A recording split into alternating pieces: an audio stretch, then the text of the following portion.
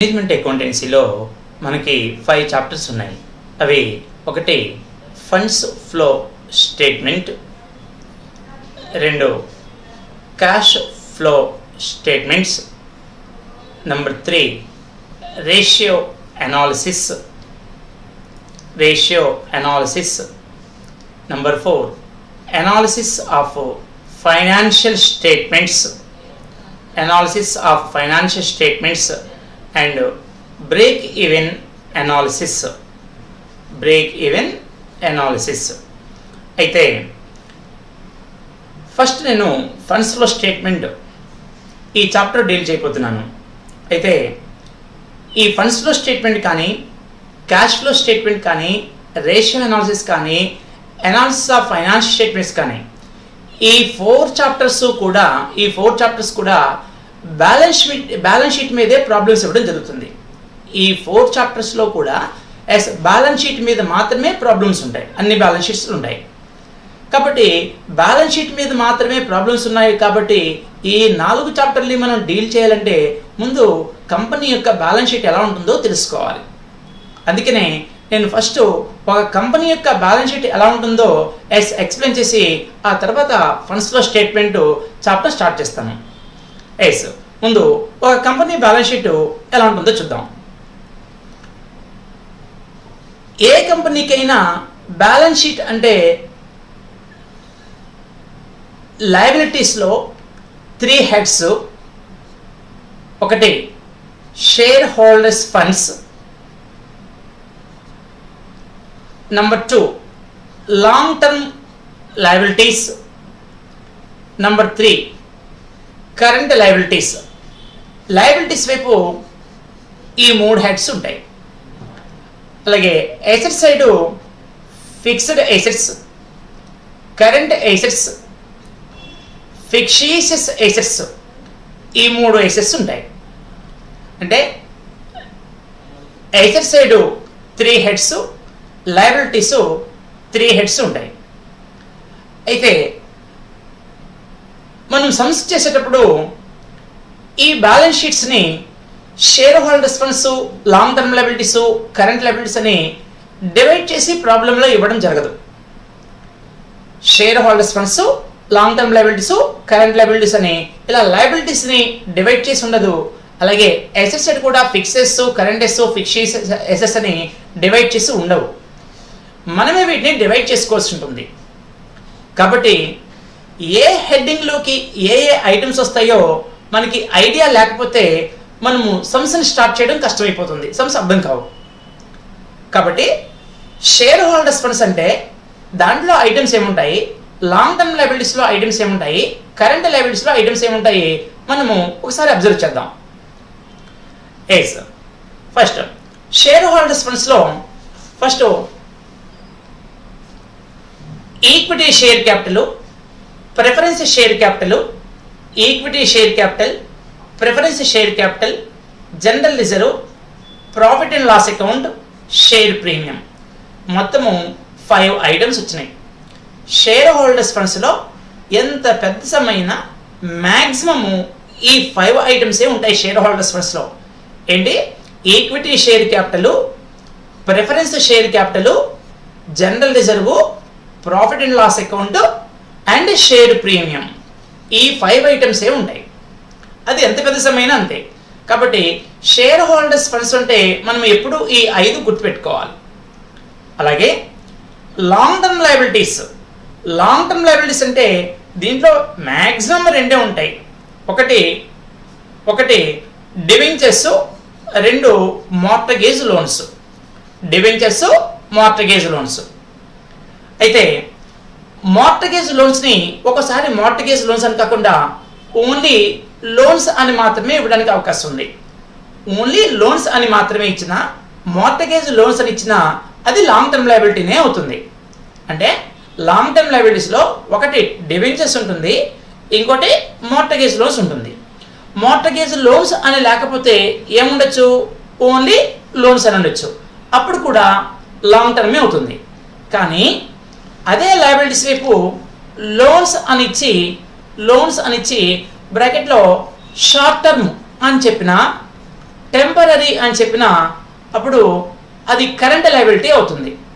అంటే mortgage loans అని ఇస్తే ఎప్పుడూ లాంగ్ టర్మ్ లయబిలిటీనే, బట్ లోన్స్ అని ఇచ్చినప్పుడు మాత్రము ఏమీ చెప్పకపోతే లోన్స్ లాంగ్ టర్మ్ లయబిలిటీ అవ్వాలి, కానీ షార్ట్ టర్మ్ అని చెప్తే మాత్రము ఆ లోను కరెంట్ లయబిలిటీ అవుతుంది.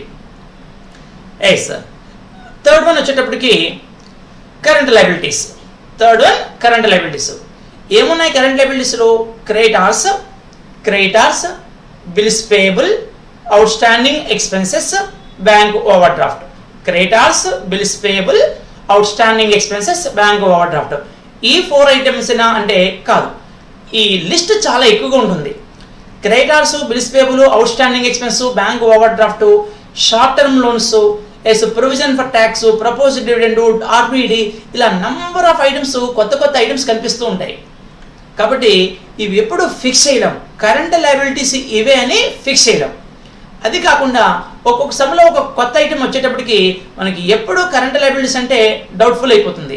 ఆ డౌట్ లేకుండా ఉండడం కోసమే ఏం చెప్పుకున్నామంటే, చూడండి లయబిలిటీస్లో షేర్ హోల్డర్స్ ఫండ్స్లో ఓన్లీ 5 ఐటమ్స్ ఉన్నాయి, లాంగ్ టర్మ్ లయబిలిటీస్లో 2 ఐటమ్స్ ఉన్నాయి. ఇవి ఫిక్స్డ్. ఈ 7 ఐటమ్స్ ఫిక్స్ అయిపోతే బ్యాలెన్స్ షీట్లో రిమైనింగ్ ఎన్ని ఉంటే అన్ని కూడా కరెంట్ లయబిలిటీస్ అయిపోతాయి.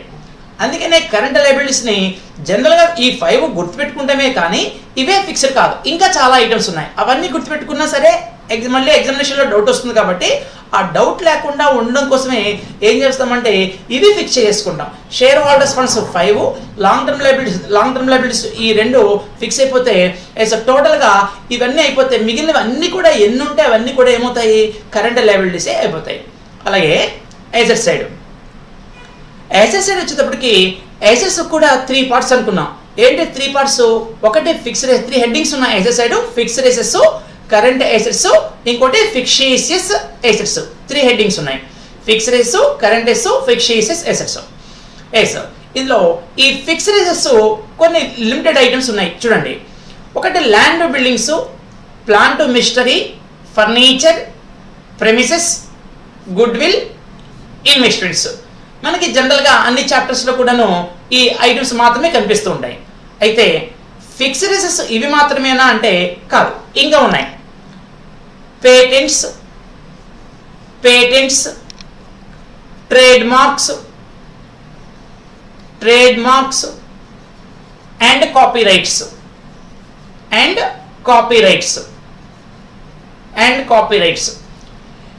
Land building, plant machinery, furniture, premises, good will, investments, patents, trade marks and copyrights ఇవి కూడా ఫిక్స్డ్. అంటే ఫిక్స్డ్ ఇంతకన్నా లిస్ట్ ఉండే అవకాశం లేదు. కాబట్టి ఫిక్స్డ్ని మనం కన్ఫర్మ్ చేసేయచ్చు. అయితే ఇందులో ఒక ఐటమ్ ఉంది, దట్ ఈజ్ ఇన్వెస్ట్మెంట్స్. ఈ ఇన్వెస్ట్మెంట్స్ కొన్ని సందర్భాల్లో ఫిక్స్డ్ అసెట్, కొన్ని సందర్భాల్లో కరెంట్ అసెట్. మరి ఎలా తెలుస్తుంది ఇది ఫిక్స్డ్ అసెట్టా కరెంట్ అసెట్ అంటే? నేను ఫిక్స్డ్ అసెట్ హెడ్డింగ్ పెట్టి దాంట్లో ఇన్వెస్ట్మెంట్స్ ఇచ్చాను, అప్పుడు ఫిక్స్డ్ అసెట్, నో డౌట్. నేను ఇందాకే చెప్పాను, బ్యాలెన్స్ షీట్లో ఏ ఒక్క ఐటమ్ కూడా డివిజన్ చేసి ఉండదు, మనమే డివైడ్ చేసుకోవాలి. ఫిక్స్డ్ అసెట్టా కరెంట్ అసెట్టా కరెంట్ లయబిలిటీ అని మనమే డివైడ్ చేసుకోవాలనుకున్నాం. మరి ఇన్వెస్ట్మెంట్స్ ఇక్కడైతే హెడ్డింగ్ కింద ఉంది, కానీ ఎగ్జామినేషన్లో ఈ ఇన్వెస్ట్మెంట్స్ మాత్రం ఇస్తారు. అప్పుడు అది ఫిక్స్డ్ అసెట్టా కరెంట్ అసెట్టా మనకి డౌట్ వస్తుంది. ఎస్, ఇంకేమీ చెప్పకుండా ఓన్లీ ఇన్వెస్ట్మెంట్స్ అని ఇస్తే, ఇన్వెస్ట్మెంట్స్కి ఇంకో పేరు కూడా ఉంది, ఇన్వెస్ట్మెంట్స్ ఆర్ సెక్యూరిటీస్. ఇన్వెస్ట్మెంట్స్ అన్నా సెక్యూరిటీస్ అన్నా రెండు ఒకటే. ఇన్వెస్ట్మెంట్స్ అని మాత్రమే ఇస్తే అది ఫిక్స్డ్ అసెట్టే. కానీ ఇన్వెస్ట్మెంట్స్ అని ఇచ్చిన తర్వాత ఇక్కడ షార్ట్ టర్మ్ అని ఇచ్చిన లేదా టెంపరరీ అని చెప్పిన లేదా మార్కెటబుల్ అని చెప్పిన అది కరెంట్ అసెట్ అవుతుంది. ఇన్వెస్ట్మెంట్స్ని ఏం చెప్పాలి? షార్ట్ టర్మ్ అని చెప్పచ్చు, టెంపరరీ అని చెప్పచ్చు, లేదా మార్కెటబుల్ అని చెప్పచ్చు. ఇలా చెప్తే అది కరెంట్ అసెట్ అవుతుంది.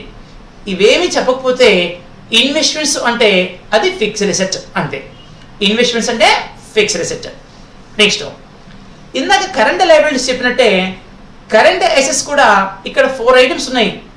Stock, debtors, bills receivable, prepaid expense. Stock, debtors, bills receivable, prepaid expense 4 items ఉన్నాయి. అయితే కరెంట్ అసెట్స్ ఈ 4 ఐటమ్స్ అని అంటే కాదు, కరెంట్ లయబిలిటీస్ లాగే ఇవి కూడా లిస్ట్ చాలా ఎక్కువ.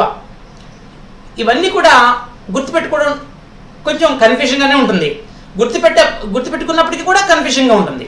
అందుకనే వీటిని డైరెక్ట్గా ఐడెంటిఫై చేయకుండా మనకి ఎసెట్స్ సైడ్ 3 హెడ్డింగ్స్ అనుకున్నాం. Fixed assets, current assets, fixed assets. ఈ ఫిక్స్డ్ అసెట్స్ మనం ఇప్పుడే చూసాం. నెక్స్ట్ ఫిక్స్డ్ అసెట్స్ కూడా చూస్తే ఎస్ మిగిలిన కన్ఫర్మ్ అయిపోతాయి.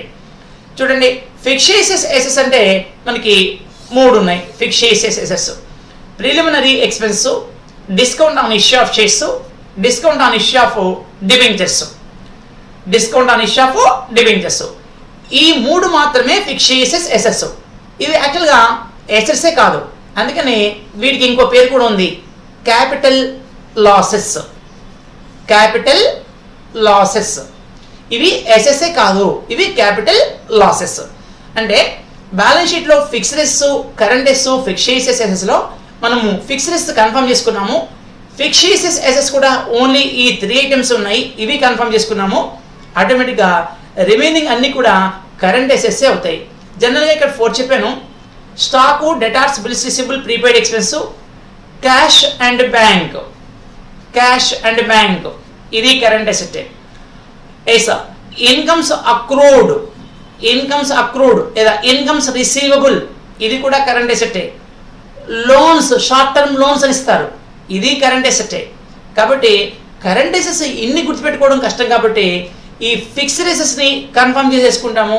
అలాగే ఫిక్స్డ్ అసెట్స్ని కన్ఫర్మ్ చేసుకుంటే ఇక్కడ 3 ఐటమ్స్ ఉన్నాయి, అక్కడ 8 to 9 వరకు ఉంటాయి. అవి కన్ఫర్మ్ చేసుకుంటే మిగిలినవన్నీ ఏమవుతాయంటే కరెంట్ అసెట్స్ అవుతాయి. అయితే ఈ కరెంట్ అసెట్స్ అన్ని గుర్తుపెట్టుకోవడం కష్టమే, కానీ దీంట్లో కొంత టెర్మినాలజీ యూజ్ చేస్తుంటారు. ఒకటి, స్టాక్ అంటే మనకి ఎప్పుడు స్టాక్ అనే కనిపించకపోవచ్చు. స్టాక్ని ఏమంటారు? ఇన్వెంటరీ అంటారు.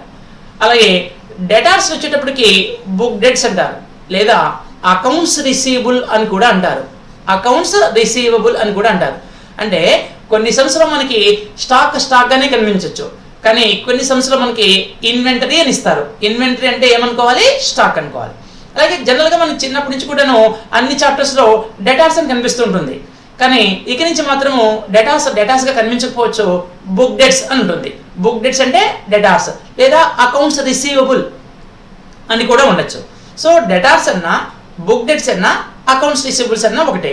అట్లాగే మనకి లయబిలిటీస్ వైపు ఇక్కడ ప్రాఫిట్ అండ్ లాస్ అకౌంట్ ఉంది. ఈ ప్రాఫిట్ అండ్ లాస్ అకౌంట్కి ఇంకో పేరుంది, రిటైన్డ్ ఎర్నింగ్స్. ఇది తెలియక చాలా ఇబ్బంది పడుతూ ఉంటారు. రిటైన్డ్ ఎర్నింగ్స్ అంటే ప్రాఫిట్ అండ్ లాస్ అకౌంట్. అలాగే ఒక్కోసారి general reserve, profit and loss account, general reserve and profit and loss account ఈ 2 కనిపించకుండా ఉంటాయి. ఒక్కోసారి బ్యాలెన్స్ షీట్లో ఈ 2 కనిపించకుండా ఈ రెండింటి ప్లేస్లో రిజర్వ్స్ అండ్ సర్ప్లస్ అని ఇస్తారు. రిజర్వ్స్ అండ్ సర్ప్లస్ అంటే అందులో జనరల్ రిజర్వ్ ఉంది, ప్రాఫిట్ అండ్ లాస్ అకౌంట్ ఉందని అర్థం. ఒక్కోసారి ఓన్లీ సర్ప్లస్ అని మాత్రమే ఇస్తారు. సర్ప్లస్ అంటే ప్రాఫిట్ అండ్ లాస్ అకౌంట్ అని అర్థం. ఓన్లీ సర్ప్లస్ అంటే ప్రాఫిట్ అండ్ లాస్ అకౌంట్. అలాగే ప్రాఫిట్ అండ్ లాస్ అకౌంట్ కిందకి ఇంకో నేమ్ ఏం చెప్పుకున్నాము? రిటైన్డ్ ఎర్నింగ్స్ అని చెప్పుకున్నాము.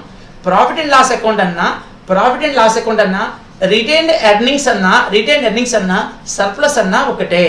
అలా కాకుండా రిజర్వ్స్ అండ్ సర్ప్లస్ అని ఇస్తే దాంట్లో general reserve, profit and loss account 2 కలిసి ఉంటాయి.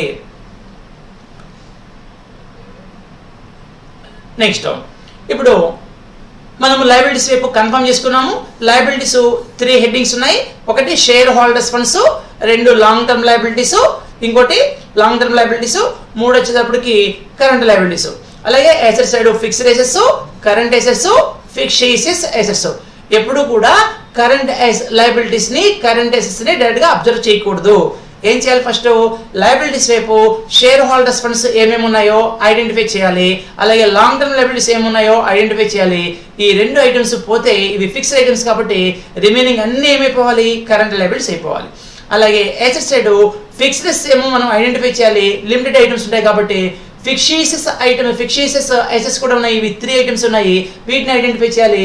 ఇవి 2 పోను మిగిలిన ఏవైతే ఉన్నాయో, ఈ 2 పోను మిగిలిన ఏవైతే ఉన్నాయో అవన్నీ ఏమవ్వాలి, కరెంట్ అసెట్స్ అయిపోవాలి. ఇది బ్యాలెన్స్ షీట్. కంపెనీ యొక్క బ్యాలెన్స్ షీట్ తెలుసుకున్నాం కాబట్టి నెక్స్ట్ మనము ఫండ్స్ ఫ్లో స్టేట్మెంట్కి వెళ్దాం.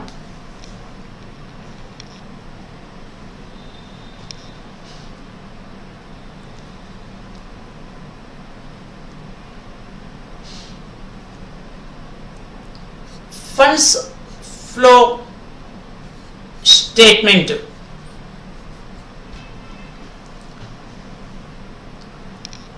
Funds flow statement.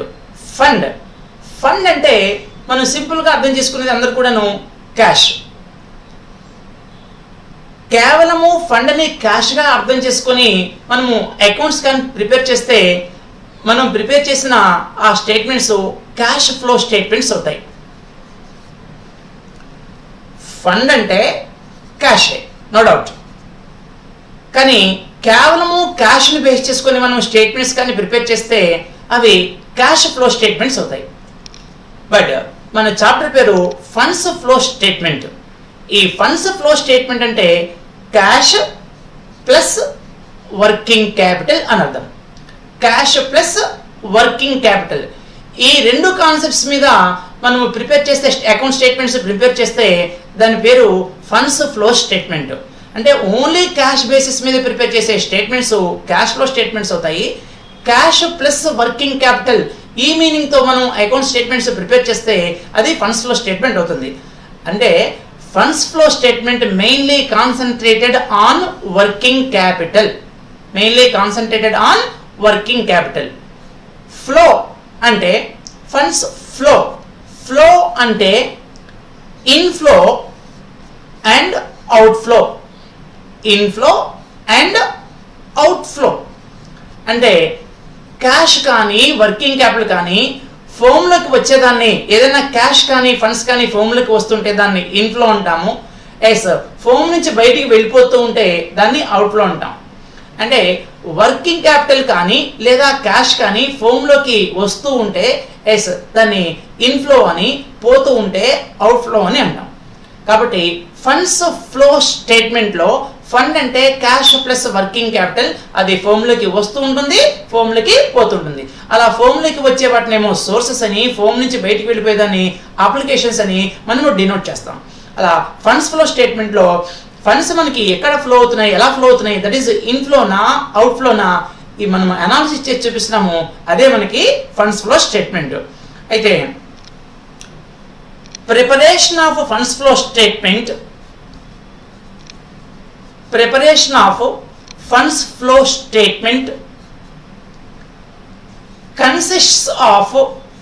consists of 4 parts. Funds flow స్టేట్మెంట్స్ని మనం ప్రిపేర్ చేసేటప్పుడు దీన్ని 4 పార్ట్స్గా మనం డివైడ్ చేసుకోవచ్చు. అంటే ఈ 4 పార్ట్స్ని కంప్లీట్ చేస్తే కానీ మన ఫండ్స్ ఫ్లో స్టేట్మెంట్ కంప్లీట్ కాదు. అంటే ఫండ్స్ ఫ్లో స్టేట్మెంట్ని మనం ప్రిపేర్ చేయాలంటే ముందు 4 పార్ట్స్ని మనం కంప్లీట్ చేయాలి. ఆ 4 పార్ట్స్ ఏంటో చూద్దాం. That is preparation of funds flow statement consists of 4 parts. First one వచ్చేటప్పటికి preparation of ledger accounts.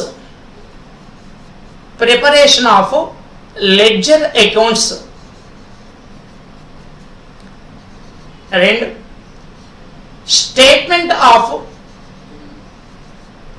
Changes in working capital.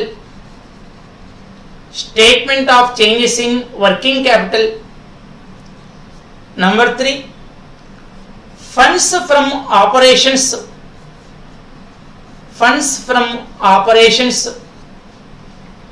Number 4 statement of sources and applications of funds.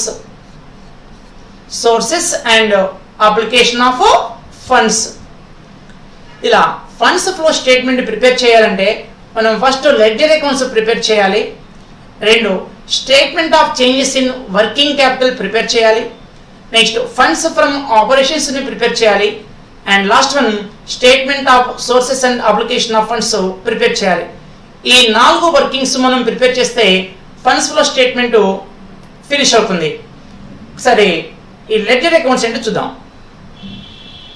మనం ఇందాకే బ్యాలెన్స్ షీట్లో liabilities వైపు share holders funds, number 2 long term liabilities, number 3 current liabilities headings ఉంటాయని చెప్పుకున్నాం.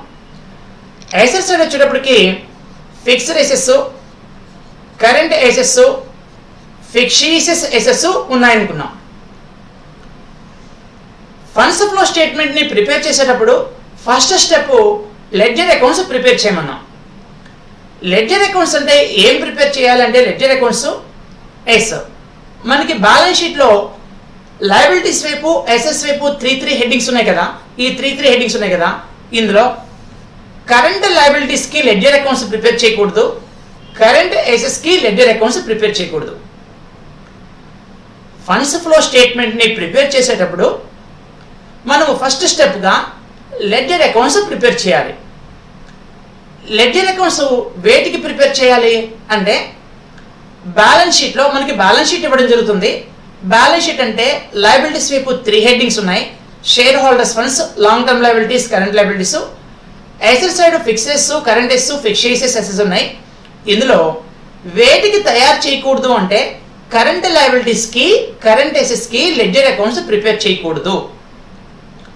మిగిలినవన్నీ చేయాలి. అంటే share holders funds, long term liabilities, fixed assets, fictitious assets, వీటికి మనము లెడ్జర్ అకౌంట్స్ తయారు చేయాలి. లెడ్జర్ అకౌంట్స్ తయారు చేసేటప్పుడు ఫస్ట్ షేర్ హోల్డర్స్ ఫండ్స్ అనుకుందాం. షేర్ హోల్డర్స్ ఫండ్స్ లో మనము ఎన్ని ఐటమ్స్ ఉన్నాయి? షేర్ హోల్డర్స్ ఫండ్స్ అంటే మనకి ఎన్ని ఐటమ్స్ ఉన్నాయి? Equity share capital, preference share capital, general reserve, profit and loss account, share premium. ఈ 5 హెడ్డింగ్ ఉన్నాయి. ఈ 5 హెడ్డింగ్లకి మనం లెడ్జర్ అకౌంట్స్ ప్రిపేర్ చేయాలి. అయితే ప్రాఫిట్ అండ్ లాస్ అకౌంట్ కి చేయకూడదు. ఎందుకు ప్రాఫిట్ అండ్ లాస్ అకౌంట్ కి చేయకూడదు అంటే ప్రాఫిట్ అండ్ లాస్ అకౌంట్ తో మనము ఇందాక ఫండ్స్ ఫ్లో స్టేట్మెంట్ ప్రిపేర్ చేసేటప్పుడు 4 స్టెప్స్ అనుకున్నాం. అందులో మనకి 3rd స్టెప్ వచ్చేటప్పటికి ఫండ్స్ ఫ్రమ్ ఆపరేషన్స్ అనే హెడ్డింగ్ ఉంది. ఫండ్స్ ఫ్రమ్ ఆపరేషన్స్ ఉంది. ఫండ్స్ ఫ్రమ్ ఆపరేషన్స్ ని ఈ ప్రాఫిట్ అండ్ లాస్ అకౌంట్ తోటే చేయాలి. కాబట్టి మనము లెడ్జర్ అకౌంట్స్ ప్రిపేర్ చేసేటప్పుడు షేర్ హోల్డర్స్ ఫండ్స్ కి అన్నిటికీ చేయాలి, కానీ ప్రాఫిట్ అండ్ లాస్ అకౌంట్ కి మాత్రము లెడ్జర్ అకౌంట్ ప్రిపేర్ చేయకూడదు. రిమైనింగ్ అన్ని కూడా అంటే equity share capital, preference share capital, general reserve, share premium, ఈ 4టికి లెడ్జర్ అకౌంట్స్ ప్రిపేర్ చేయాలి. అలాగే లాంగ్ టర్మ్ లయబిలిటీస్ లో డిబెంచర్స్, మార్టగేజ్ లోన్స్ 2 ఉంటాయి. 2టికి ప్రిపేర్ చేయాలి. కరెంట్ లయబిలిటీస్ కి మనము అసలు ప్రిపేర్ చేయకూడదు అనుకున్నాం. కరెంట్ లయబిలిటీస్ కి లెడ్జర్ అకౌంట్ ప్రిపేర్ చేయకూడదు. కాబట్టి వీటికి మనం లెడ్జర్ అకౌంట్స్ ప్రిపేర్ చేయము. దేనికి ప్రిపేర్ చేస్తున్నాము? షేర్ హోల్డర్స్ ఫండ్స్ లో ప్రిపేర్ చేస్తున్నాము. షేర్ హోల్డర్స్ ఫండ్స్ లో అన్నిటికీ ప్రిపేర్ చేస్తున్నాము అంటే ప్రాఫిట్ అండ్ లాస్ అకౌంట్ కి ప్రిపేర్ చేయకూడదు. మిగిలిన 4 చేయాలి. లాంగ్ టర్మ్ లయబిలిటీస్ మొత్తం చేయాలి. లాంగ్ టర్మ్ లయబిలిటీస్ లో 2 ఉన్నాయి, 2టికి చేయాలి. కరెంట్ లయబిలిటీస్ కి చేయకూడదు. కరెంట్ లయబిలిటీస్ కి చేయకూడదు, లెడ్జర్ అకౌంట్ చేయకూడదు. ఇక అసెట్స్ సైడ్ కి వస్తే ఫిక్స్డ్ అసెట్స్, అన్ని ఫిక్స్డ్ అసెట్స్ కి లెడ్జర్ అకౌంట్స్ ప్రిపేర్ చేయాలి. కరెంట్ అసెట్స్ కి మనం లెడ్జర్ అకౌంట్స్ ప్రిపేర్ చేయకూడదు అనుకున్నాం. ఇక ఫిక్సీస్ అసెట్స్ ఉన్నాయి, అన్నిటికీ లెడ్జర్ అకౌంట్స్ ప్రిపేర్ చేయాలి. అంటే లెడ్జర్ అకౌంట్స్ ఇప్పుడు ఒక కరెంట్ అసెట్స్ కి, కరెంట్ లయబిలిటీస్ కి మాత్రమే మనం ప్రిపేర్ చేయము. నెక్స్ట్ అయితే ఫస్ట్ మనం లెడ్జర్ అకౌంట్స్ ప్రిపేర్ చేసేటప్పుడు ఒక బేసిక్ రూల్ మనం మిస్టేక్ చేస్తుంటాం. ఒక బేసిక్ రూల్ దగ్గర మనం మిస్టేక్ చేస్తుంటాం. ఆ బేసిక్ రూల్ కరెక్ట్గా చేస్తే మనకి మిస్టేక్స్ వచ్చే అవకాశం ఉండదు. ఈ ఫండ్స్ ఫ్లో స్టేట్మెంట్ లో కానీ, క్యాష్ ఫ్లో స్టేట్మెంట్ కానీ మనం ప్రిపేర్ చేసేటప్పుడు మనకి ప్రాబ్లము బ్యాలెన్స్ షీట్ ప్రాబ్లం ఇవ్వడం జరుగుతుంది. బ్యాలెన్స్ షీట్ అంటే ఆల్రెడీ చెప్పాను, లయబిలిటీస్, అసెట్స్ ఇవ్వడం జరుగుతుంది. అయితే ఈ లయబిలిటీస్, అసెట్స్ 2 పీరియడ్స్ కి ఇస్తారు. 2 పీరియడ్స్ కి అంటే బ్యాలెన్స్ షీట్ లో లయబిలిటీస్ 2 పీరియడ్స్ కి అంటే 2 ఇయర్స్ కి, సపోజ్ 2007 ఇయర్ ఉంది, 2008 ఇయర్ ఉంది, ఇలా 2 ఇయర్స్ కి ఇన్ఫర్మేషన్ ఇస్తారు. అంటే ఫండ్స్ ఫ్లో స్టేట్మెంట్ ప్రిపేర్ చేసేటప్పుడు ఎప్పుడు ఇన్ఫర్మేషన్ ఏముంటుందంటే బ్యాలెన్స్ షీట్ ఇన్ఫర్మేషన్ ఉంటుంది. ఆ బ్యాలెన్స్ షీట్ 2 పీరియడ్స్కి సంబంధించి ఉంటుంది. 2 పీరియడ్స్ అంటే 2 ఇయర్స్కి సంబంధించిన ఇన్ఫర్మేషన్ ఉంటుంది. అందులో ఫస్ట్ది ప్రీవియస్ ఇయర్ ఉంటుంది, ఒకటి ప్రీవియస్ ఇయర్ ఉంటుంది, ఇంకోటి కరెంట్ ఇయర్ అవుతుంది. సపోజ్ 2007 2008 ఇయర్స్ మనకి ఇచ్చినప్పుడు 2007 2008 ఇయర్స్ ఇచ్చినప్పుడు 2007ని మనం ప్రీవియస్ ఇయర్ అంటాము, 2008ని కరెంట్ ఇయర్ అంటాం. ఫండ్స్ ఫ్లో స్టేట్మెంట్ ప్రిపేర్ చేసేటప్పుడు మనకి బ్యాలెన్స్ షీట్స్ని 2 పీరియడ్స్కి ఇవ్వడం జరుగుతుంది. అందులో ప్రీవియస్ ఇయర్ ఒకటి ఉంటుంది, ప్రీవియస్ ఇయర్ ఉంటుంది, ఇంకోటి కరెంట్ ఇయర్ ఉంటుంది. దీంట్లో ప్రీవియస్ ఇయర్ ఏది కరెంట్ ఇయర్ ఏది అని మనకి డౌట్ వస్తుంది. ఆ డౌట్ రాకుండా ఉండాలంటే ఎగ్జాంపుల్ ఏం చెప్పుకున్నాము, ఇప్పుడే సపోజ్ మనకి 2007 2008 అని 2 ఇయర్స్ ఇచ్చినప్పుడు 2007ని ప్రీవియస్ ఇయర్ అంటాం, 2008ని కరెంట్ ఇయర్ అంటాం. అలా బ్యాలెన్స్ షీట్ ఏ బ్యాలెన్స్ షీట్ అయినా ప్రీవియస్ ఇయర్ బ్యాలెన్సెస్ ఉంటాయి, కరెంట్ ఇయర్ బ్యాలెన్సెస్ ఉంటాయి, ఎసెస్కి లయబిలిటీస్కి. ఈ ప్రీవియస్ ఇయర్ని ఓపెనింగ్ బ్యాలెన్స్ అంటాము, కరెంట్ ఇయర్ని క్లోజింగ్ బ్యాలెన్సెస్ అంటాం. ప్రీవియస్ ఇయర్ని ఓపెనింగ్ బ్యాలెన్స్ అని, కరెంట్ ఇయర్ బ్యాలెన్స్ని క్లోజింగ్ బ్యాలెన్సెస్ అని అంటాం. అంటే బ్యాలెన్స్ షీట్లో లయబిలిటీస్ ఏ లయబిలిటీ అయినా ఈక్విటీ షేర్ క్యాపిటల్ కానీ, ప్రిఫరెన్స్ షేర్ క్యాపిటల్ కానీ, జనరల్ లెడ్జర్ కానీ, ప్రాఫిట్ అండ్ లాస్ అకౌంట్ కానీ, షేర్ ప్రీమియం కానీ ఏదైనా ఓపెనింగ్ బ్యాలెన్స్ ఉంటాయి, క్లోజింగ్ బ్యాలెన్స్ ఉంటాయి. ఏది opening balance? Previous year opening balance, current year closing balance. అలా లెడ్జర్ అకౌంట్స్ ప్రిపేర్ చేసేటప్పుడు ప్రతి ఐటమ్ బ్యాలెన్స్ షీట్లో ఉన్న ప్రతి ఐటమ్కి ఓపెనింగ్ బ్యాలెన్స్లు, క్లోజింగ్ బ్యాలెన్స్లు ఇవ్వడం జరుగుతుంది. ఈ ఓపెనింగ్ బ్యాలెన్స్, క్లోజింగ్ బ్యాలెన్స్ని బేస్ చేసుకొని మనము లెడ్జర్ అకౌంట్స్ ప్రిపేర్ చేయాలి. ఎలా ప్రిపేర్ చేస్తామో చూద్దాం. ఇక్కడే చెప్పుకున్నాం మనం. ఫస్ట్ లయబిలిటీస్ వైపు చూద్దాం. లయబిలిటీస్ వైపు equity share capital, preference share capital, general reserve, profit and loss account, share premium అకౌంట్లో ప్రాఫిట్ అండ్ లాస్ అకౌంట్ మనం ప్రిపేర్ చేయవలసిన అవసరం లేదు అనుకున్నాం. ఎందుకని? దీంతో ఫండ్స్ ఫ్రమ్ ఆపరేషన్స్ చేస్తాం కాబట్టి ఇది తప్ప మిగిలిన 4 లెడ్జర్ అకౌంట్స్ ప్రిపేర్ చేద్దామని చెప్పాం. అయితే అకౌంట్ ప్రిపేర్ చేసేటప్పుడు ఈ 4 అకౌంట్లు ప్రిపేర్ చేసేటప్పుడు ఫస్ట్ వన్ ఇవి లయబిలిటీస్, ఇవి ఎసెస్. లయబిలిటీస్ కానీ ఎసెస్ కానీ 2 బ్యాలెన్సెస్ ఉంటాయనుకున్నాం, ఓపెనింగ్ బ్యాలెన్స్, క్లోజింగ్ బ్యాలెన్స్. ఒక లెడ్జర్ అకౌంట్ ప్రిపేర్ చేసేటప్పుడు ఇలా డెబిట్ క్రెడిట్ అకౌంట్ వేపిస్తప్పుడు సపోజ్ ఈక్విటీ షేర్ క్యాపిటల్ ఉందనుకుందాం, ఈక్విటీ షేర్ క్యాపిటల్ అని వస్తాం. ఇందులో ఓపెనింగ్ బ్యాలెన్స్ ఉంది, క్లోజింగ్ బ్యాలెన్స్ ఇస్తారు. ఓపెనింగ్ బ్యాలెన్స్, క్లోజింగ్ బ్యాలెన్స్ ఇచ్చారు అంటే షేర్ క్యాపిటల్ ఉంది, షేర్ క్యాపిటల్ అని ఓపెనింగ్ ఒక 20,000, క్లోజింగ్ ఒక 30,000 ఇచ్చారు. ఇలా 20,000 30,000 ఓపెనింగ్, క్లోజింగ్ బ్యాలెన్స్ ఇచ్చినప్పుడు దీన్ని మనము ఈ లెడ్జర్ అకౌంట్స్ లో ఎంటర్ చేయాలి. ఎలా ఎంటర్ చేయాలంటే ముందు ఓపెనింగ్ బ్యాలెన్స్, ఇది ఓపెనింగ్ బ్యాలెన్స్, ఇది ఓపెనింగ్ బ్యాలెన్స్, ఇది క్లోజింగ్ బ్యాలెన్స్. ఎప్పుడు ఓపెనింగ్ బ్యాలెన్స్ ని బ్యాలెన్స్ బ్రాట్ డౌన్ అని స్టార్ట్ చేయాలి. ఓపెనింగ్ బ్యాలెన్స్ ని బ్యాలెన్స్ బ్రాట్ డౌన్ అని స్టార్ట్ చేయాలి. క్లోజింగ్ బ్యాలెన్స్ ని బ్యాలెన్స్ క్యారీడ్ డౌన్ అని స్టార్ట్ చేయాలి. ఓపెనింగ్ బ్యాలెన్స్ ని బ్యాలెన్స్ బ్రాట్ డౌన్ అనాలి, క్లోజింగ్ బ్యాలెన్స్ ని బ్యాలెన్స్ క్యారీ డౌన్ అనాలి. అంటే మనం లెడ్జర్ అకౌంట్స్ ప్రిపేర్ చేస్తున్నామంటే ఈ లెడ్జర్ అకౌంట్ లో 2 ఎలిమెంట్స్ కంపల్సరీగా ఉంటున్నాయన్నమాట. ఏంటంటే opening balance, closing balance. Opening balance ని ఏమని రాయాలి? బ్యాలెన్స్ బ్రాట్ డౌన్ అని రాయాలి. క్లోజింగ్ బ్యాలెన్స్ ని బ్యాలెన్స్ క్యారీ డౌన్ అని రాయాలి. అంటే ప్రతి ledger account balance brought down, balance carry down అని 2 ఎంటర్ చేయాలి ప్రతి లెడ్జర్ అకౌంట్ లో. మరి లెడ్జర్ అకౌంట్ లో వీటిని ఎలా ఎంటర్ చేయాలి? బ్యాలెన్స్ బ్రాట్ డౌన్ అని, బ్యాలెన్స్ క్యారీ డౌన్ అని డెబిట్ వైపు రాయాలా, క్రెడిట్ వైపు రాయాలా మనకి డౌట్ వస్తుంది. దానికి సింపుల్ రూల్ ఏంటంటే మనము లయబిలిటీస్ వైపు లెడ్జర్ అకౌంట్, లయబిలిటీస్ వైపు ఉన్న ఐటమ్స్ కి లెడ్జర్ అకౌంట్స్ ప్రిపేర్ చేస్తూ ఉంటే, లయబిలిటీస్ వైపు మనం ప్రిపేర్ చేసే లెడ్జర్ అకౌంట్స్ ఇవి. లయబిలిటీస్ వైపు లెడ్జర్ అకౌంట్లు ప్రిపేర్ చేస్తూ ఉంటే లయబిలిటీస్ ఎప్పుడూ క్రెడిట్ బ్యాలెన్స్ చూపిస్తాయి కాబట్టి లయబిలిటీస్ ఎప్పుడు క్రెడిట్ బ్యాలెన్స్ చూపిస్తాయి, అసెట్స్ ఎప్పుడు డెబిట్ బ్యాలెన్స్ చూపిస్తాయి. Assets debit balance, liabilities credit balance చూపిస్తాయి. కాబట్టి మనం లయబిలిటీస్ వైపు ఏదైనా అకౌంట్ ప్రిపేర్ చేస్తూ ఉంటే దాన్ని లయబిలిటీస్ క్రెడిట్ బ్యాలెన్స్ చూపించాలి కాబట్టి బైతో స్టార్ట్ చేయాలి. By balance brought down start చేయాలి. As to balance carry down అని క్లోజ్ చేయాలి. By balance brought down, to balance carry down అంటే by balance brought down, by balance brought down అని opening balance రాస్తాము. క్లోజింగ్ బ్యాలెన్స్లు ఎప్పుడు opening బ్యాలెన్స్లకి opposite లో ఉండాలి. కాబట్టి టు బ్యాలెన్స్ క్యారీ డౌన్ అని ఈ పక్క రాస్తాం. By balance brought down, to balance carry down రెండు ఒకే లైన్ లో రాయకూడదు. బ్యాలెన్స్ బ్రాట్ డౌన్ అంటే ఓపెనింగ్ బ్యాలెన్స్ స్టార్టింగ్ లోనే ఉండాలి. బ్యాలెన్స్ క్యారీ డౌన్ అంటే క్లోజింగ్ బ్యాలెన్స్ ఇది ఆఖరిలోనే ఉండాలి. రెండు సేమ్ లైన్ లో ఇక్కడ రాయకూడదు. By balance brought down, to balance carry down opposite directions లో రాయాలి.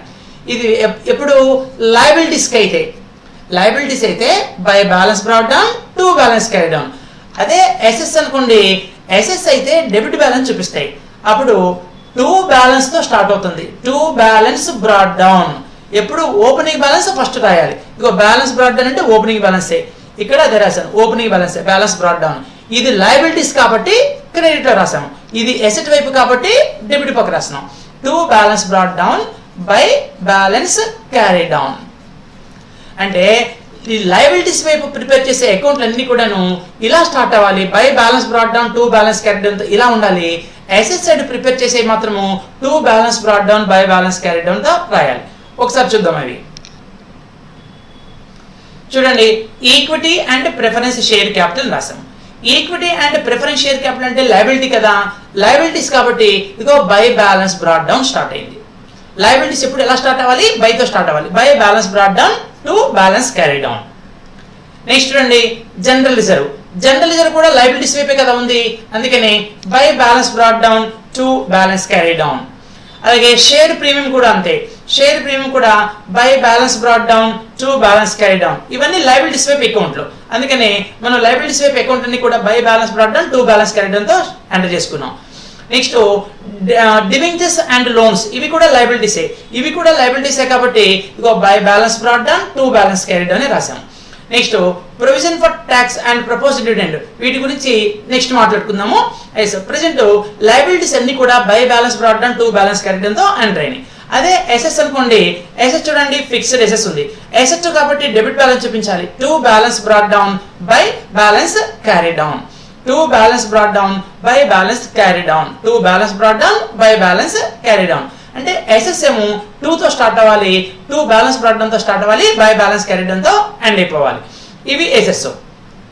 నెక్స్ట్ ఈ లెడ్జర్ అకౌంట్స్ ని ఎలా ప్రిపేర్ చేయాలి, అంటే లెడ్జర్ అకౌంట్స్ ప్రిపేర్ చేసేటప్పుడు ఇప్పుడే చెప్పుకున్నాము, డెబిట్ బ్యాలెన్స్ ని క్రెడిట్ బ్యాలెన్స్ ఎటు స్టార్ట్ చేయాలంటే లయబిలిటీస్ అయితే క్రెడిట్ తో స్టార్ట్ చేసుకోవాలి, ఎసెట్స్ అయితే డెబిట్ తో స్టార్ట్ చేయాలనుకున్నాం. సపోజ్ ఈక్విటీ షేర్ క్యాపిటల్ లేదా ప్రిఫరెన్స్ షేర్ క్యాపిటల్ అనుకుందాం. ఈక్విటీ లేదా ప్రిఫరెన్స్ షేర్ క్యాపిటల్ అకౌంట్ రెండు ఒకే రకంగా ఉంటాయి కాబట్టి ఈ రెండింటికి ఒకే రకంగా రాశాను. By balance brought down, to balance carry down అంటే ఈక్విటీ షేర్ క్యాపిటల్ అనేది లాగే వస్తుంది, ప్రిఫరెన్స్ షేర్ క్యాపిటల్ లాగే వస్తుంది. సపోజ్ మనకి రెండు బ్యాలెన్స్ ఇచ్చారనుకుందాం. ఓపెనింగ్ బ్యాలెన్స్ ఒక 20,000 ఉందనుకుందాం. క్లోజింగ్ బ్యాలెన్స్ వచ్చేటప్పటికి ఒక 30,000 ఉందనుకుందాం. 30,000 ఉంది అంటే దీన్ని ఇప్పుడు అకౌంట్ టాలీ చేయాలనుకుంటే ఏం చేయాలి, బ్యాలెన్స్ బ్రాట్ డౌన్ 20,000 రాశాను, బ్యాలెన్స్ క్యారీ డౌన్ 30,000 రాశాను. ఎంత ఉంది టోటల్, ఏది ఎక్కువగా ఉంది, 30,000 ఎక్కువ. ఇగో టోటల్ 30,000 రాస్తాము, 30,000 రాసాను టోటల్.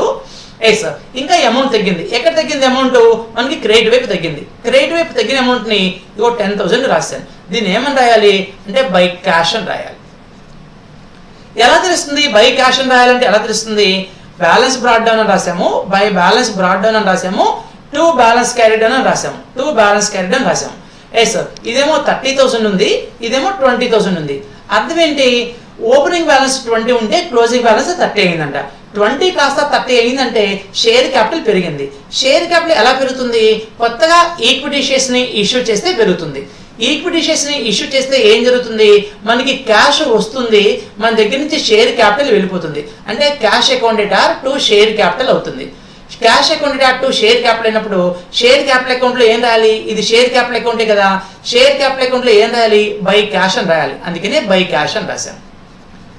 ఎస్ మనము ఏ లెడ్జర్ అకౌంట్లో అయినా చూడండి, ఏ లెడ్జర్ అకౌంట్లో అయినా ఎక్కడైనా క్యాష్ అని కనిపిస్తే చూడండి, ఇక్కడ ఎస్ అని రాస్తాను. ఎస్ అంటే మీనింగ్ సోర్స్ అని అర్థం. ఎస్ అంటే మీనింగ్ సోర్స్. ఎక్కడ క్యాష్ కనిపిస్తే అక్కడ ఏ అకౌంట్లో అయినా, ఏ లెడ్జర్ అకౌంట్లో అయినా, అది ఎసెస్ వైపు కానీ లయబిలిటీస్ వైపు కానీ క్యాష్ కనిపించినప్పుడల్లా ఎస్ అంటే సోర్స్ అని అర్థము. అంటే క్యాష్ లోపలికి వస్తుంటే దాన్ని సోర్స్ అంటాము. ఎస్ క్యాష్ బయటికి వెళ్ళిపోతుంటే దాన్ని అప్లికేషన్ అంటాం. అంటే ఏ లెడ్జర్ అకౌంట్లో అయినా మనకి క్యాష్ కనిపించినప్పుడు అక్కడ ఎస్ సోర్స్ అని కానీ, ఏ అంటే అప్లికేషన్ అని కానీ మనము ఎంటర్ చేసుకోవాల్సి ఉంటుంది. ఎస్ అంటే సోర్సు, ఏ అంటే అప్లికేషన్. మరి ఏ పక్క ఎస్ అని రాయాలి, ఏ పక్క అప్లికేషన్ రాయాలంటే క్రెడిట్ వైపు ఏ లెడ్జర్ అకౌంట్లో అయినా క్రెడిట్ వైపు బై క్యాష్ అని కనిపిస్తే అది ఎస్ సోర్స్ తో డినోట్ చేయాలి. టు క్యాష్ అని కనిపిస్తే దాన్ని ఏ అప్లికేషన్ తో డినోట్ చేయాలి. క్రెడిట్ వైపు బై క్యాష్ ఉంటే ఎస్ అని, ఏ లెడ్జర్ అకౌంట్లో అయినా అది లయబిలిటీస్ వైపు కానీ ఎసెస్ వైపు కానీ ఏ లెడ్జర్ అకౌంట్లో అయినా టు క్యాష్ కనిపిస్తే టు వచ్చినప్పుడు అప్లికేషన్ రాయాలి బ్రాకెట్ లో, బై క్యాష్ అని ఇచ్చినప్పుడు ఎస్ సోర్స్ అని డినోట్ చేయాలి. ఏ అకౌంట్ అయినా చూడండి, ఇక్కడ క్యాష్ వచ్చింది, బై క్యాష్ వచ్చింది, ఎస్ అని రాశాను. ఇక్కడ టు క్యాష్ వచ్చింది, ఏ అని రాశాను. ఏ అంటే అప్లికేషన్ అని, ఎస్ అంటే సోర్స్ అని అర్థం. అది ఏ అకౌంట్ అయినా అర్థం. క్యాష్ ఉన్నప్పుడు మాత్రమే. మరి మనకి డౌట్ వస్తుంది, ఏ అకౌంట్ లో క్యాష్ రాయాలి, ఏ అకౌంట్ లో ఇంకేమైనా వస్తుంది, ఎప్పుడు క్యాష్ వస్తుందా, అన్ని అకౌంట్ లో క్యాష్ వస్తుందంటే కాదు. మనకి లయబిలిటీస్ వైపు చూడండి ఒకసారి. Equity share capital, preference share capital, అలాగే జనరల్ రిజర్వ్, షేర్ ప్రీమియం 4 అకౌంట్లు ఉన్నాయి. అలాగే డిబెంచర్స్, మార్టగేజ్ లోన్స్ ఉన్నాయి. ఈ లయబిలిటీస్ అన్నిటిలో మనం ఎలాగో profit and loss account prepare చేయట్లేదు, అవునా? ఇక ఎన్ని అకౌంట్ ప్రిపేర్ చేస్తున్నాము? Equity share capital, preference share capital, general reserve, share premium, debentures, mortgage loan. Liabilities వైపు ఏ అకౌంట్లు వేసినా, ఏ లెడ్జర్ అకౌంట్ వేసినా దాంట్లో డెబిట్ వైపు కానీ క్రెడిట్ వైపు కానీ ఎప్పుడు క్యాషే రాయాలి.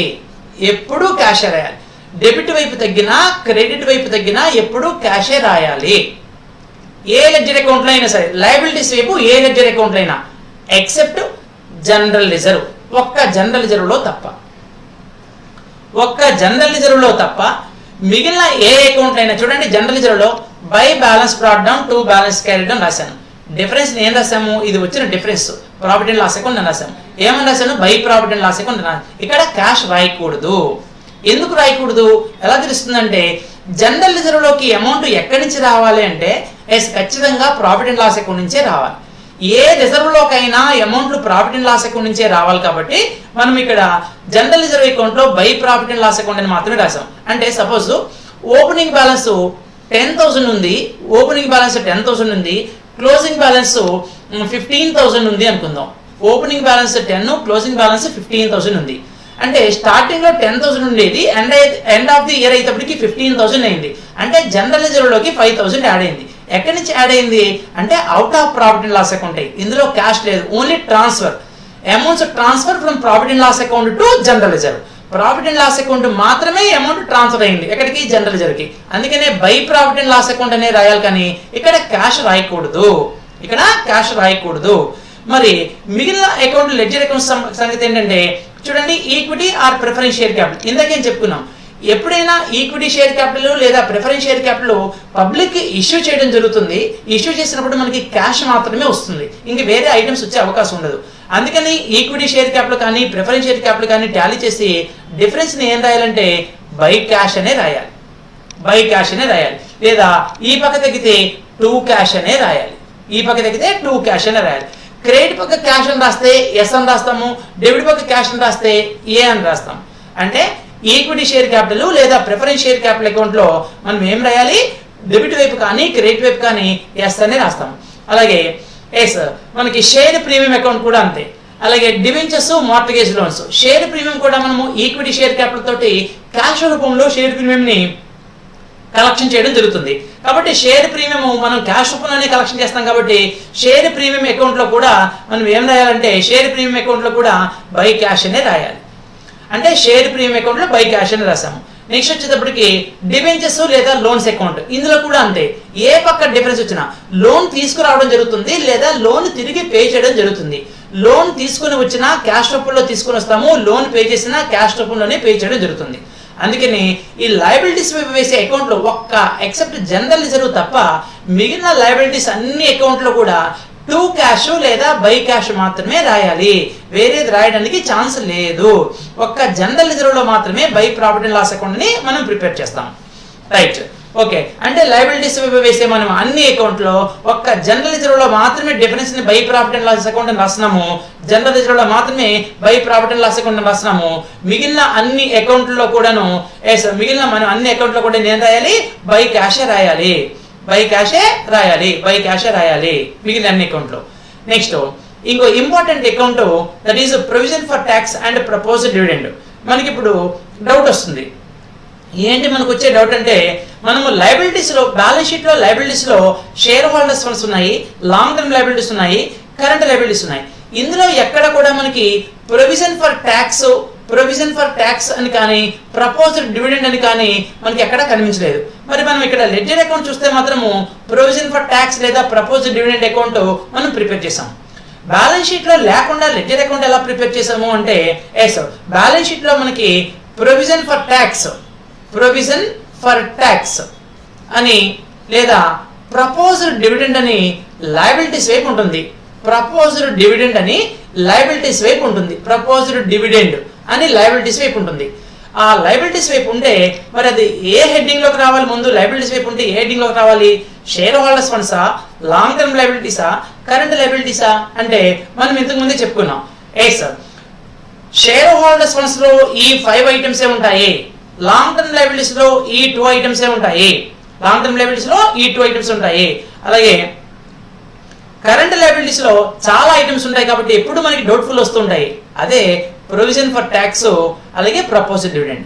అంటే provision for tax, proposed dividend కొత్తగా కనిపించినాయి, అది ఏ హెడ్డింగ్ లోకి రావాలి? Current liabilities. మరి కరెంట్ లయబిలిటీస్ దగ్గర మనం ఇందాక ఒక రూల్ చెప్పుకున్నాం. ఏమని చెప్పుకున్నాము ఇందాక రూలు?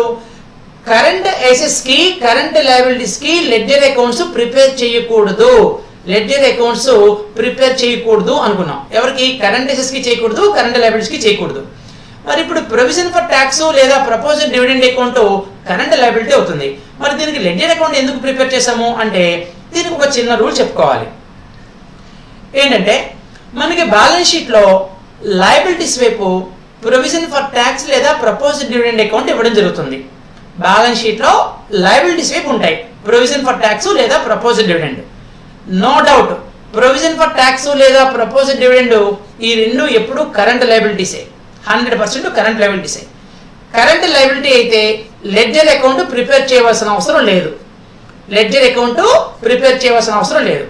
మరి ఇక్కడ అకౌంట్ ఎందుకు ప్రిపేర్ చేసామంటే అది కరెంట్ లయబిలిటీ అయినప్పటికీ కూడా, ప్రొవిజన్ ఫర్ ట్యాక్స్ లేదా ప్రపోజ్డ్ డివిడెండ్ కరెంట్ లయబిలిటీ అయినప్పటికీ కూడా కొన్ని సందర్భాల్లో లెడ్జర్ అకౌంట్ తయారు చేస్తాం, కొన్ని సందర్భాల్లో లెడ్జర్ అకౌంట్ తయారు చేయం.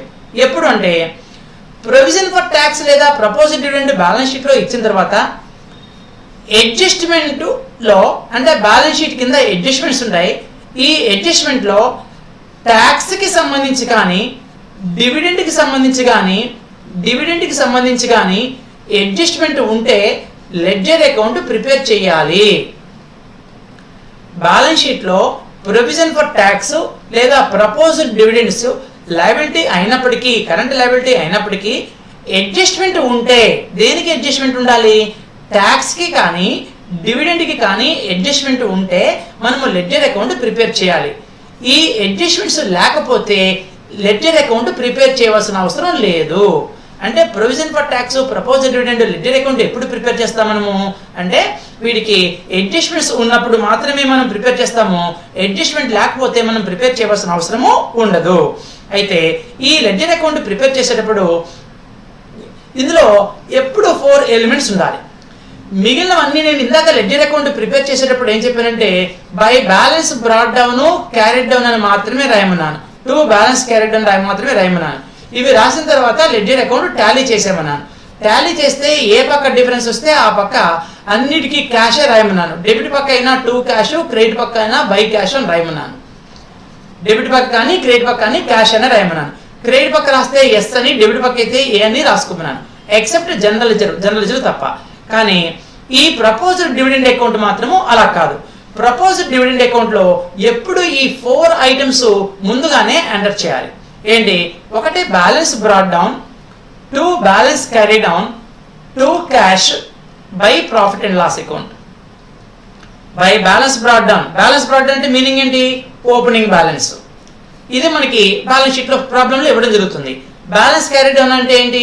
Closing balance. ఇవి రెండు ఇచ్చేస్తారు మనకి. బ్యాలెన్స్ బ్రాట్ డౌన్ దగ్గర balance brought down amount enter చేస్తాము, క్యారీ డౌన్ దగ్గర క్లోజింగ్ బ్యాలెన్స్ ఎంటర్ చేయడం జరుగుతుంది. నెక్స్ట్ అడ్జస్ట్మెంట్ ఇస్తేనే కదా ఈ అకౌంట్ ప్రిపేర్ చేయమన్నాము. ఇప్పుడు ఒక అడ్జస్ట్మెంట్ ఇచ్చారు. ఇచ్చిన అడ్జస్ట్మెంట్ ని 2 క్యాష్ దగ్గర ఇక్కడ sorry by profit and loss account దగ్గర కానీ, by profit and loss account దగ్గర కానీ, 2 క్యాష్ దగ్గర కానీ ఎంటర్ చేయాలి. మరి ఇచ్చే అడ్జస్ట్మెంట్ ఒకటే ఉంటుంది. ఏమనుంది అడ్జస్ట్మెంట్ అంటే? ఒకటే ఉంది. Provision for tax made during the year ₹3,000 అని ఉంది. Provision for tax made during the year అని ఇచ్చారు. మరి ఈ అడ్జస్ట్మెంట్ ని 2 క్యాష్ దగ్గర ఎంటర్ చేయాలా, by profit and loss account దగ్గర ఎంటర్ చేయాలా? మనకి డౌట్ వస్తుంది. డౌట్ వస్తుందంటే ఒకసారి చూద్దాం. 2 క్యాష్ అంటే అర్థం ఏంటి? By profit and loss account అంటే అర్థం ఏంటి? 2 క్యాష్ ఇక్కడ అమౌంట్ రాయాలంటే అడ్జస్ట్మెంట్ లో ట్యాక్స్ పెయిడ్ అని ఉండాలి. ట్యాక్స్ పెయిడ్ అని ఉండాలి. ఈ మాట ఉంటేనే, ట్యాక్స్ పెయిడ్ ఉంటేనే, పే చేసినప్పుడు మాత్రమే క్యాష్ వస్తుంది. కాబట్టి ఎస్ ట్యాక్స్ పెయిడ్ అని ఇచ్చినప్పుడు మాత్రమే ఇక్కడ అమౌంట్ ఎంటర్ చేస్తాం. సపోజ్ మనకి ఓపెనింగ్ బ్యాలెన్స్ 15,000 అనుకుందాము, క్లోజింగ్ బ్యాలెన్స్ 20,000 అనుకుందాము, 20,000 అనుకుందాము. అడ్జస్ట్మెంట్ లో ట్యాక్స్ పెయిడ్ ఇచ్చారు. ఇప్పుడు ట్యాక్స్ పెయిడ్ అని ఒక 3,000 ఇచ్చారు అనుకుందాం. పెయిడ్ అని ఉంది కాబట్టి మనము 3,000 ఇక్కడ ఎంటర్ చేస్తాం. ఇప్పుడు total 23,000 difference 8,000 by profit and loss account దగ్గర వచ్చేస్తుంది. ఓకే, అంటే ఇచ్చిన అడ్జస్ట్మెంట్ ట్యాక్స్ దగ్గర ఏముంది? పెయిడ్ ఉంది. పెయిడ్ ఉంటే 2 క్యాష్ దగ్గర రాయాలి. ఏది పే చేసినా క్యాష్ ఉన్నాయి కాబట్టి 2 క్యాష్ దగ్గర రాయాలి. అలా కాకుండా ఒక్కోసారి అడ్జస్ట్మెంట్ ఏమి ఇచ్చారంటే provision made, provision for tax made అని ఉంది. ప్రొవిజన్ ఫర్ ట్యాక్స్ మేడ్ అని ఉంది. ప్రొవిజన్ ఫర్ ట్యాక్స్ మేడ్ అని చెప్పి ఒక 6,000 ఇచ్చారనుకుందాం. ప్రొవిజన్ ఫర్ ట్యాక్స్ మేడ్ అని ఒక 6,000 ఇచ్చారనుకుందాం. ఇప్పుడు దీన్ని ఎంటర్ చేయాలి. ఎక్కడ ఎంటర్ చేయాలి? ఇందాకలాగే బ్యాలెన్స్ బ్రాట్ డౌన్ ఇది 15,000 రాస్తున్నాను, ఇదేమో క్లోజింగ్ బ్యాలెన్స్ 20,000 రాస్తున్నా. Opening balance closing balance balance sheet లో ఉంటుంది మనకి. ఈ అడ్జస్ట్మెంట్ ఉంది. ఏమనుంది? ట్యాక్స్ పెయిడ్ అని ఉందా, ప్రొవిజన్ మేడ్ అని ఉందా చూడాలి. Provision made.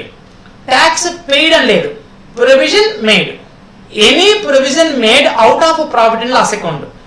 ఏదైనా ప్రొవిజన్ చేయాలంటే అది ప్రాఫిట్ అండ్ లాస్ అకౌంట్ నుంచే చేయాలి. కాబట్టి ఇక్కడ ప్రొవిజన్ మేడ్ అంటే మనం ఎక్కడ రాయాలి? ప్రాఫిట్ అండ్ లాస్ అకౌంట్ దగ్గర రాయాలి. ఎంత? ప్రాఫిట్ అండ్ లాస్ అకౌంట్ దగ్గర 6,000. ఇక్కడ ప్రొవిజన్ మేడ్ అని ఉంది కాబట్టి 6,000 ని ప్రొవిజన్ అంటే ఎక్కడి నుంచి చేయాలి? ప్రాఫిట్ నుంచి చేయాలి కాబట్టి by profit and loss account రాశాను. ఇప్పుడు టాలీ చేస్తే మనకి టోటల్ 21,000 వస్తుంది. డిఫరెన్స్ 1,000 2 క్యాష్ దగ్గర రాస్తాం. అంటే మనకి 3 ఐటమ్స్ ఉన్న ఓపెనింగ్ బ్యాలెన్స్ బ్యాలెన్స్ షీట్ లో ఉంది, క్లోజింగ్ బ్యాలెన్స్ బ్యాలెన్స్ షీట్ లో ఉంది. అడ్జస్ట్మెంట్ లో మాత్రం ఒకటే ఉంటుంది, అది 2 క్యాష్ కానీ by profit and loss account కానీ. ఈ ఒకటే ఎంటర్ చేస్తే మనము 4వ ఐటమ్ మిస్సింగ్ ఐటమ్ ఏదైతే ఉందో దాన్ని ఫైండ్ అవుట్ చేయొచ్చు. అంటే provision for tax proposed dividend account లో మనం ముందుగానే 4 ఎంటర్ చేయాలి. By balance brought down, by balance brought down, 2 balance carry down, by profit and loss account, 2 cash అని 4 ఎంటర్ చేయాలి. Balance brought down, balance carry down లో ముందుగానే అమౌంట్లు వేసేస్తాము. ఎస్ అడ్జస్ట్మెంట్ బేస్ చేసుకొని ట్యాక్స్ పెయిడ్ అంటే క్యాష్ దగ్గర రాస్తాము. అవును, అప్పుడు బ్యాలెన్స్ వచ్చిన బ్యాలెన్స్ ఎక్కడ వస్తుంది? Yes profit and loss account దగ్గర బ్యాలెన్స్ వస్తుంది. అలా కాకుండా మనకి ఓపెనింగ్ బ్యాలెన్స్ ఎంటర్ చేసాము, క్లోజింగ్ బ్యాలెన్స్ ఎంటర్ చేసాము, అడ్జస్ట్మెంట్ లో ప్రొవిజన్ మేడ్ అని ఇచ్చారనుకోండి, అమౌంట్ ఇక్కడ ఎంటర్ చేస్తాము, టాలీ చేసి బ్యాలెన్స్ ని ఇక్కడ ఫైండ్ అవుట్ చేస్తాము. అంటే 4 ఐటమ్స్ ఇక్కడ ఎంటర్ కావాల్సిందే. నెక్స్ట్ వచ్చేటప్పటికి ఇక అసెట్ సైడ్, అంటే లయబిలిటీస్ వైపు మనకి అన్ని లెడ్జర్ అకౌంట్స్ అయిపోయినాయి. ఇంకా అసెట్ సైడ్ ఇక్కడ ప్రొవిజన్ ఫర్ డిప్రిషియేషన్ అకౌంట్ అని ఒకటి ప్రిపేర్ చేస్తాం. ఈ ప్రొవిజన్ ఫర్ డిప్రిషియేషన్ అన్ని సమ్స్ లోనే రాదు, ఎప్పుడైనా కొన్ని సందర్భాల్లో మాత్రమే వస్తే ప్రొవిజన్ ఫర్ డిప్రిషియేషన్ అకౌంట్ వస్తే ముందు ప్రొవిజన్ ఫర్ డిప్రిషియేషన్ అకౌంట్ వేసిన తర్వాతే ఫిక్స్డ్ అసెట్స్ అకౌంట్ వేయాలి. ముందు ఫిక్స్డ్ అసెట్స్ అకౌంట్ వేసేసి తర్వాత ఇది ప్రిపేర్ చేయకూడదు. ఫస్ట్ ఇది ప్రిపేర్ చేసేసిన తర్వాత next fixed assets account prepare చేసుకోవాలి. ఎస్, ఈ దీంట్లో కూడాను provision for tax account, provision for depreciation account, provision ఎక్కడైనా ఏదైనా ప్రొవిజన్ అని కానీ రిజర్వ్ అని కానీ కనిపిస్తే ఇవి ఎప్పుడు క్రెడిట్ బ్యాలెన్స్ లే చూపిస్తాయి. ప్రొవిజన్ అని కానీ రిజర్వ్ అని కానీ కనిపిస్తే ఇవి మనకి క్రెడిట్ బ్యాలెన్స్ లే చూపిస్తాయి. అందుకని ఇదిగో by balance brought down to balance carry down రాశాను. ప్రొవిజన్ ఉంది కదా, ప్రొవిజన్ ఉంటే ఏం బ్యాలెన్స్ చూపించాలి, క్రెడిట్ తో స్టార్ట్ చేయాలి కాబట్టి బై బ్యాలెన్స్ బ్రాట్ డౌన్ తో స్టార్ట్ చేశాను, to balance carry down end చేశాను. అలాగే ఇందాక provision for tax account proposed dividend prepare చేశాం కదా, సేమ్ దానిలోలాగే దీంట్లో కూడా ఎప్పుడు 4 ఐటమ్స్ రాసేయాలి. ఏంటి 4 items? By balance brought down, to balance carry down, to balance carry down, to asset account, by profit and loss account. ఈ 4 ఎంటర్ చేయాలి. కానీ మనకి బ్యాలెన్స్ షీట్ లో ఏముంటుంది? By balance brought down, to balance carry down, opening balance ఉంటుంది, closing balance ఇస్తారు. కాబట్టి ముందు ఈ 2 అమౌంట్లు ఎంటర్ చేసేస్తాం. అంటే సపోజ్ ఓపెనింగ్ బ్యాలెన్స్ ఒక 25,000 ఉందనుకుందాం. ఓపెనింగ్ బ్యాలెన్స్ 25,000 ఇచ్చారు. ఓపెనింగ్ బ్యాలెన్స్ 25,000 ఇచ్చారు.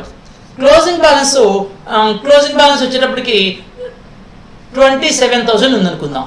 27,000 ఉంది. నెక్స్ట్ ఇప్పుడు టు అసెట్ ఇక్కడైనా అమౌంట్ రాయాలి, by profit and loss account ఇక్కడైనా అమౌంట్ రాయాలి. అమౌంట్ రాయాలంటే ఏం రాయాలి, ఎలా రాయాలి, ఎక్కడి నుంచి రాయాలంటే అడ్జస్ట్మెంట్ ఉంటుంది. ఏముంటుంది అడ్జస్ట్మెంట్? జనరల్గా ఎప్పుడు ఇక్కడ అడ్జస్ట్మెంట్ ఇస్తారు. ఇది బ్యాలెన్స్ మనం కనుక్కుంటాం, అకౌంట్ టాలీ చేసి ఇది మనం బ్యాలెన్స్ చేస్తాం. ఎప్పుడు ఇక్కడ ఐటమ్ ఇస్తారు. ఇక్కడ ఏముంటుంది? అసెట్ దగ్గర ఏముంటుంది? మనం ఏమిస్తే ఇక్కడ అసెట్ దగ్గర అమౌంట్ రాయాలంటే an asset costing rupees, an asset costing rupees 4,000 bracket లో accumulated depreciation rupees 1,000 was sold for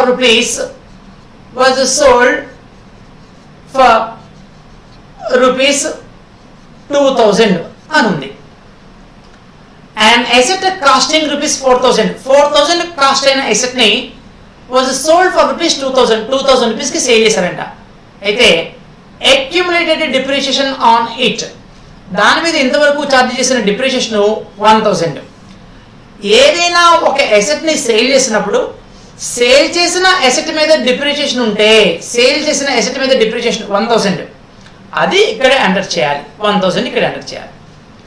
అంటే provision for depreciation account prepare చేసేటప్పుడు ఏదైనా అసెట్ ఇక్కడ అడ్జస్ట్మెంట్ రాయాలంటే టు అసెట్ దగ్గర అమౌంట్ రాయాలంటే అడ్జస్ట్మెంట్ ఉండాలి. ఏమని అడ్జస్ట్మెంట్ ఉండాలి? ఏదైనా అసెట్ ని సేల్ చేసినట్టు ఉండాలి, ఆ సేల్ చేసిన అసెట్ మీద డిప్రిషియేషన్ ప్రొవైడ్ చేసి ఉండాలి. ఇదిగో an asset costing rupees 4,000 accumulated depreciation on it rupees 1,000 was sold for rupees 2,000 అని ఉంది. ఇక్కడ ఒక అసెట్ ని సేల్ చేశారని చెప్పారు, దాని మీద డిప్రిషియేషన్ 1,000 ప్రొవైడ్ చేశారని చెప్పారు. సేల్ చేసిన మిషన్ మీద ఇంతవరకు ప్రొవైడ్ చేసిన డిప్రిషియేషన్ 1,000 ఇది మాత్రమే ఎంటర్ చేయాలి. ఇప్పుడు టోటల్ 28,000 అవుతుంది. ఇది కూడా 28,000 చేస్తాము. ఎస్, డిఫరెన్స్ ఎంత ఉంది? 3,000 ఉంది. ఈ 3,000 ప్రాఫిట్ అండ్ లాస్ అకౌంట్ అని రాస్తాం బ్యాలెన్స్. అంటే ఎస్, లెడ్జర్ అకౌంట్ లో provision for depreciation account prepare చేయాలంటే మనకి లయబిలిటీస్ వైపు ప్రొవిజన్ ఫర్ డిప్రిషియేషన్ అని బ్యాలెన్స్ ఇస్తారు, లయబిలిటీస్ వైపు ఉంటుంది ప్రొవిజన్ ఫర్ డిప్రిషియేషన్ అని ఓపెనింగ్ బ్యాలెన్స్ క్లోజింగ్ బ్యాలెన్స్ ఇస్తారు. దీంట్లో బై బ్యాలెన్స్ బ్రాడ్ అని ఓపెనింగ్ బ్యాలెన్స్ రాస్తాము, బ్యాలెన్స్ క్యారీడ్ అని క్లోజింగ్ బ్యాలెన్స్ రాస్తాము. నెక్స్ట్ ఏం రాయాలి? To asset by profit and loss account కూడా రాసేయాలి. అసెట్ దగ్గర ఏం రాయాలి? సేల్ చేసిన మెషిన్ మీద డిప్రిషియేషన్ రాయాలి. సేల్ చేసిన అసెట్ మీద డిప్రిషియేషన్ ఉంటే అది ఇక్కడ ఎంటర్ చేయాలి. ఆటోమేటిక్గా balance profit and loss account వచ్చేస్తుంది. Next fixed assets account. ఈ ఫిక్స్డ్ అసెట్స్ అకౌంట్ లో మనకి ఫిక్స్డ్ అంటే చాలా ఫిక్స్డ్ ఉన్నాయి. ఇందాక చెప్పుకున్నాం. ఫిక్స్డ్ అంటే మనకి fixed land building, plant machinery, furniture fixtures, premises, good will, investments, ఇవన్నీ ఫిక్స్డ్. ఫిక్స్డ్ అన్ని ఒకే రకంగా ఉంటాయి కాబట్టి లెడ్జర్ అకౌంట్ కూడా మనం డైరెక్ట్ గా ఒకటే ఫిక్స్డ్ అసెట్స్ తయారు చేసుకున్నాం, అన్నిటికీ ఫిక్స్డ్ అసెట్ ఒకే రకంగా ఉంటుంది అకౌంట్. అసెట్ కాబట్టి డెబిట్ బ్యాలెన్స్ తో స్టార్ట్ అవ్వాలి, అందుకనే 2 బ్యాలెన్స్ బ్రాడ్ తో స్టార్ట్ చేసుకున్నాం. ఏం చేయాలి, బ్యాలెన్స్ క్యారీడ్ తో ఎండ్ అవ్వాలి. ఇదిగో balance broad and balance carried అని క్లోజ్ చేసుకున్నాం. అయితే ఇక్కడ కొన్ని రూల్స్ చెప్పాలి. ఏంటంటే మనం ఈ లెడ్జర్ అకౌంట్ చూస్తే చాలా ఉన్నాయి. బై క్యాష్ అని, by profit and loss account అని, బై డిప్రిషియేషన్ అని చాలా కనిపిస్తున్నాయి మనకి. చూడండి, బై డిప్రిషియేషన్ ఉంది, బై క్యాష్ ఉంది, ప్రాఫిట్ అండ్ లాస్ అకౌంట్ ఉంది, ఇవన్నీ ఉన్నాయి. కానీ అలాగే 2 profit and loss account, profit ఇవన్నీ కనిపిస్తున్నాయి. కానీ మనకి ఇచ్చేది ఏంటి, బ్యాలెన్స్ షీట్ లో ఒకటి ఓపెనింగ్ బ్యాలెన్స్, ఇంకోటి క్లోజింగ్ బ్యాలెన్స్, రెండే ఉంటాయి. ఓపెనింగ్ బ్యాలెన్స్, క్లోజింగ్ బ్యాలెన్స్ ఉంటాయి. మనం లెడ్జర్ అకౌంట్ ప్రిపేర్ చేసేటప్పుడు ఇవన్నీ వేయాలా లేదా అంటే ఒకసారి చూద్దాం. ఏదైనా ఫిక్స్డ్ అసెట్స్ ప్రిపేర్ చేసేటప్పుడు సపోజ్ మనకి ఫర్నిచర్ అకౌంట్ ఇచ్చేనుకుందాం. ఫర్నిచర్ అకౌంట్ ఓపెన్ చేసుకున్నాం. అసెట్ కాబట్టి 2 బ్యాలెన్స్ బ్రాడ్ తో స్టార్ట్ చేస్తాము, బై బ్యాలెన్స్ క్యారీడ్ తో ఎండ్ చేసుకుంటున్నాం. 2 balance brought by balance carried రాసాం. ఇప్పుడు సపోజ్ ఓపెనింగ్ 20,000 ఉందనుకుందాం. ఓపెనింగ్ 20,000 బ్యాలెన్స్ ఇచ్చారు. క్లోజింగ్ బ్యాలెన్స్ వచ్చేటప్పటికి ఒక 19,000 ఉందనుకుందాం. 19,000 ఉంది opening balance, closing balance. Meaning ఏంటి చూడండి, ఓపెనింగ్ అంటే స్టార్టింగ్ లో 20,000 ఉండే furniture end of the year అయ్యేటప్పటికి 19,000 అయిందంట. డిక్రీజ్ అయిందా, ఇంక్రీజ్ అయిందా? డిక్రీజ్ అయింది. స్టార్టింగ్ అంటే ఓపెనింగ్ బ్యాలెన్స్ 20 ఉంటే క్లోజింగ్ బ్యాలెన్స్ 19 అయింది. ఒక అసెట్ ఫిక్స్డ్ అసెట్ ఎలా డిక్రీజ్ అవుతుంది అంటే, ఫిక్స్డ్ అసెట్ డిక్రీజ్ కావడానికి 2 కారణాలు ఉంటాయి. ఒకటి సేల్ చేసి ఉండొచ్చు, లేదు డిప్రిషియేషన్ అయి ఉండొచ్చు. సేల్ లేదా డిప్రిషియేషన్ ఈ రెండిట్లో ఏదో అయి ఉండొచ్చు. మరి తగ్గింది అంటే నేను డిప్రిషియేషన్ అని రాయాలా, సేల్ చేసినట్టు రాయాలా అంటే, ఎప్పుడు ఫిక్స్డ్ కి తగ్గిందంటే, ఫిక్స్డ్ తగ్గిందంటే ఫస్ట్ ప్రిఫరెన్స్ డిప్రిషియేషనే రాయాలి. అంటే బై డిప్రిషియేషన్ 1,000 అంతే. డిప్రిషియేషన్ లేదు అని ఇన్ఫర్మేషన్ ఉంటే మాత్రము అప్పుడు దీని ప్లేస్ లో బై డిప్రిషియేషన్ ప్లేస్ లో బ్రాడ్ డౌన్ రాసి, ఈ పక్క క్యారీ డౌన్ రాసి, బ్రాడ్ డౌన్ 20,000, క్యారీ డౌన్ 19,000 ఉంది. ఇప్పుడు మాత్రము there is no depreciation at all on furniture అని చెప్పారనుకోండి, ఫర్నిచర్ మీద ఎలాంటి డిప్రిషియేషన్ లేదు అని చెప్పారనుకోండి, ఇప్పుడు ఈ 1,000 ని సేల్ చేసినట్టు. సేల్ చేస్తే క్యాష్ రావాలి కాబట్టి బై క్యాష్ సోర్స్ అని రాయాలి. అంటే ఫిక్స్డ్ అసెట్స్ కి ఎప్పుడు కూడా ఇంక్రీజ్ అయిందా, ఫిక్స్డ్ అసెట్స్ ఓపెనింగ్ బ్యాలెన్స్ ని, క్లోజింగ్ బ్యాలెన్స్ ని కంపేర్ చేసి ఇంక్రీజ్ అయిందా, డిక్రీజ్ అయిందా కంపేర్ చేయాలి. ఫిక్స్డ్ అసెట్స్ తగ్గింది అంటే 2 కారణాలు, సేల్ కానీ డిప్రిషియేషన్ కానీ. ఎప్పుడు డిప్రిషియేషన్ అనుకుంటాము అంటే ఫస్ట్ ప్రిఫరెన్స్ ఎప్పుడు కూడా డిప్రిషియేషన్. సేల్ గురించి ఇన్ఫర్మేషన్ లేనప్పుడు ఫస్ట్ ప్రిఫరెన్స్ డిప్రిషియేషన్. డిప్రిషియేషన్ లేదు అని చెప్పినా, లేదు సేల్ చేశాను అని చెప్పినా అప్పుడు మాత్రమే అది సేల్ గా రాయాలి. మిగిలిన అన్ని సందర్భాల్లో మాత్రము ఏమి చెప్పకపోతే, సేల్ ఇన్ఫర్మేషన్ లేకపోతే అది డిప్రిషియేషన్ గానే తీసుకోవాలి. అయితే ల్యాండ్ అకౌంట్ ఉంది.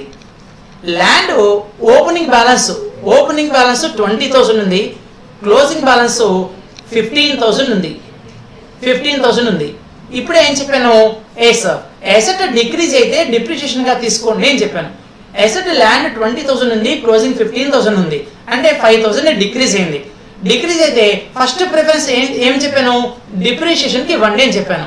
ఇప్పుడు మనం ఇక్కడ బై డిప్రిషియేషన్ అని రాస్తే రాంగ్ అవుతుంది. ఎందుకు రాంగ్ అవుతుంది అంటే, ల్యాండ్ కి డిప్రిషియేషన్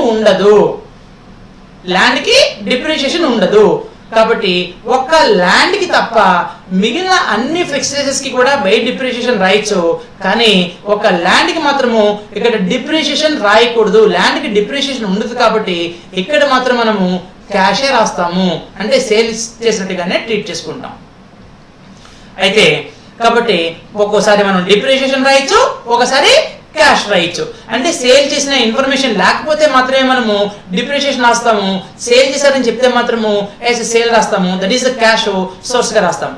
మరి ఇక్కడ profit and loss account 2 profit and loss account ఉంది, 5 ప్రాఫిట్ అండ్ లాస్ అకౌంట్ ఉంది.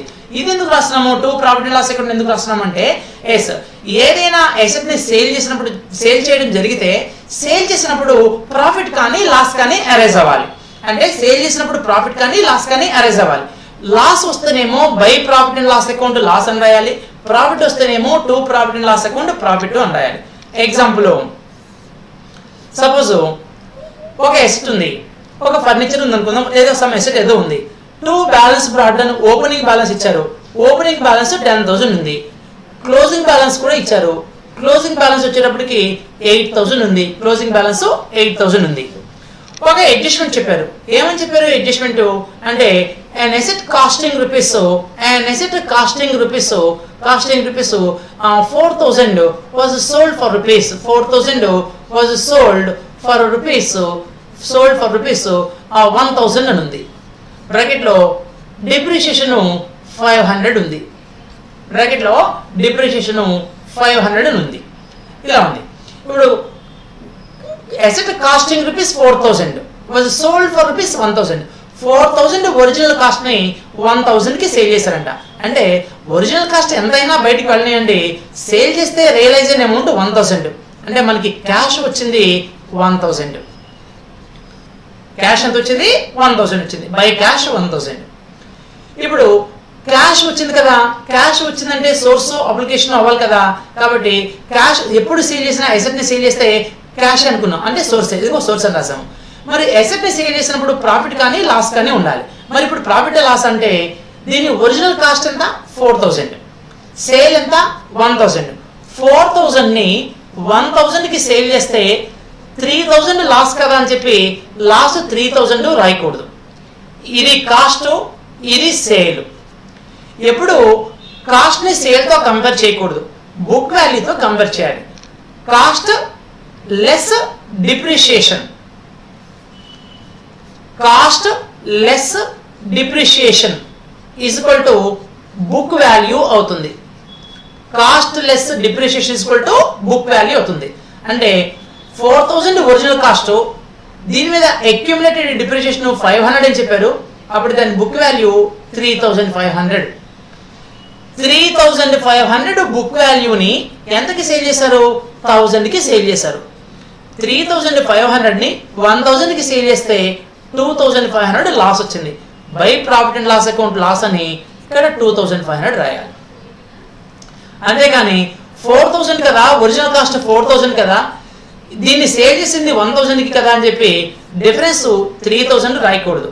ఎప్పుడు ప్రాఫిట్ లాసా కంపేర్ చేసేటప్పుడు ఎస్ ఇదేమో book value minus sale value, book వాల్యూని సేల్ వాల్యూతో కంపేర్ చేయాలి.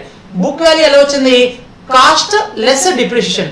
కాస్ట్ వచ్చేటప్పటికి 3,000, కాస్ట్ వచ్చేటప్పటికి 4,000, బుక్ డిప్రిషియేషన్ వచ్చేటప్పటికి 500. Cost less depreciation equal to book value 3,500 వచ్చింది.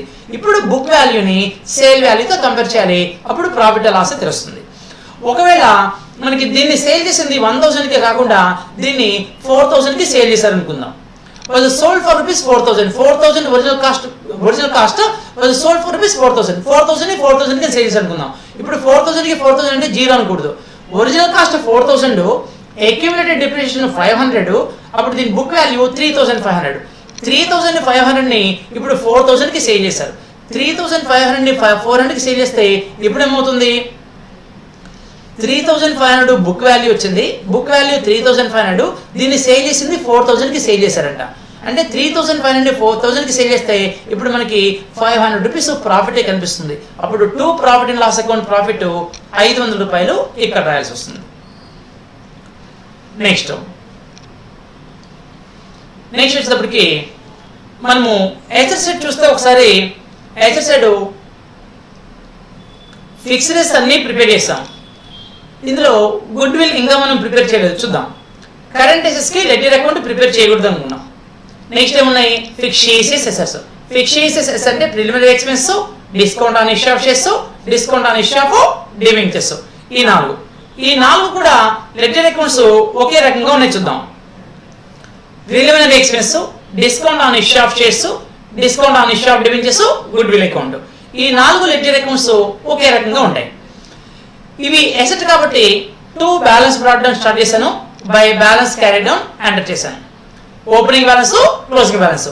నేను స్టార్టింగ్ లోనే చెప్పాను, ఫిక్స్డ్ అసెట్స్ లో ఉన్న preliminary expenses, discount on issue of shares, debentures, ఇవి అసెట్స్ కాదు, లాసెస్ అన్నాను, క్యాపిటల్ లాసెస్ అన్నాను.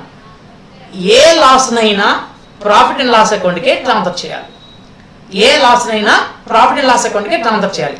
అందుకని ప్రిలిమినరీ ఎక్స్పెన్స్ కానీ, discount on issue of shares కానీ, discount on issue of debentures కానీ అకౌంట్ వేసినప్పుడు ఇది ఎసెస్ వైపు ఉన్నాయి కాబట్టి to balance brought down start చేసాము, by balance carry down enter చేసాము, by to balance brought down by balance carry down చేసాము. డిఫరెన్స్ ఎప్పుడు ప్రాఫిట్ అండ్ లాస్ అకౌంట్కే రాయాలి. ఎందుకని ఇవి లాసెస్, ఏ లాసెస్ అయినా ప్రాఫిట్ అండ్ లాస్ అకౌంట్కే ట్రాన్స్ఫర్ చేయాలి.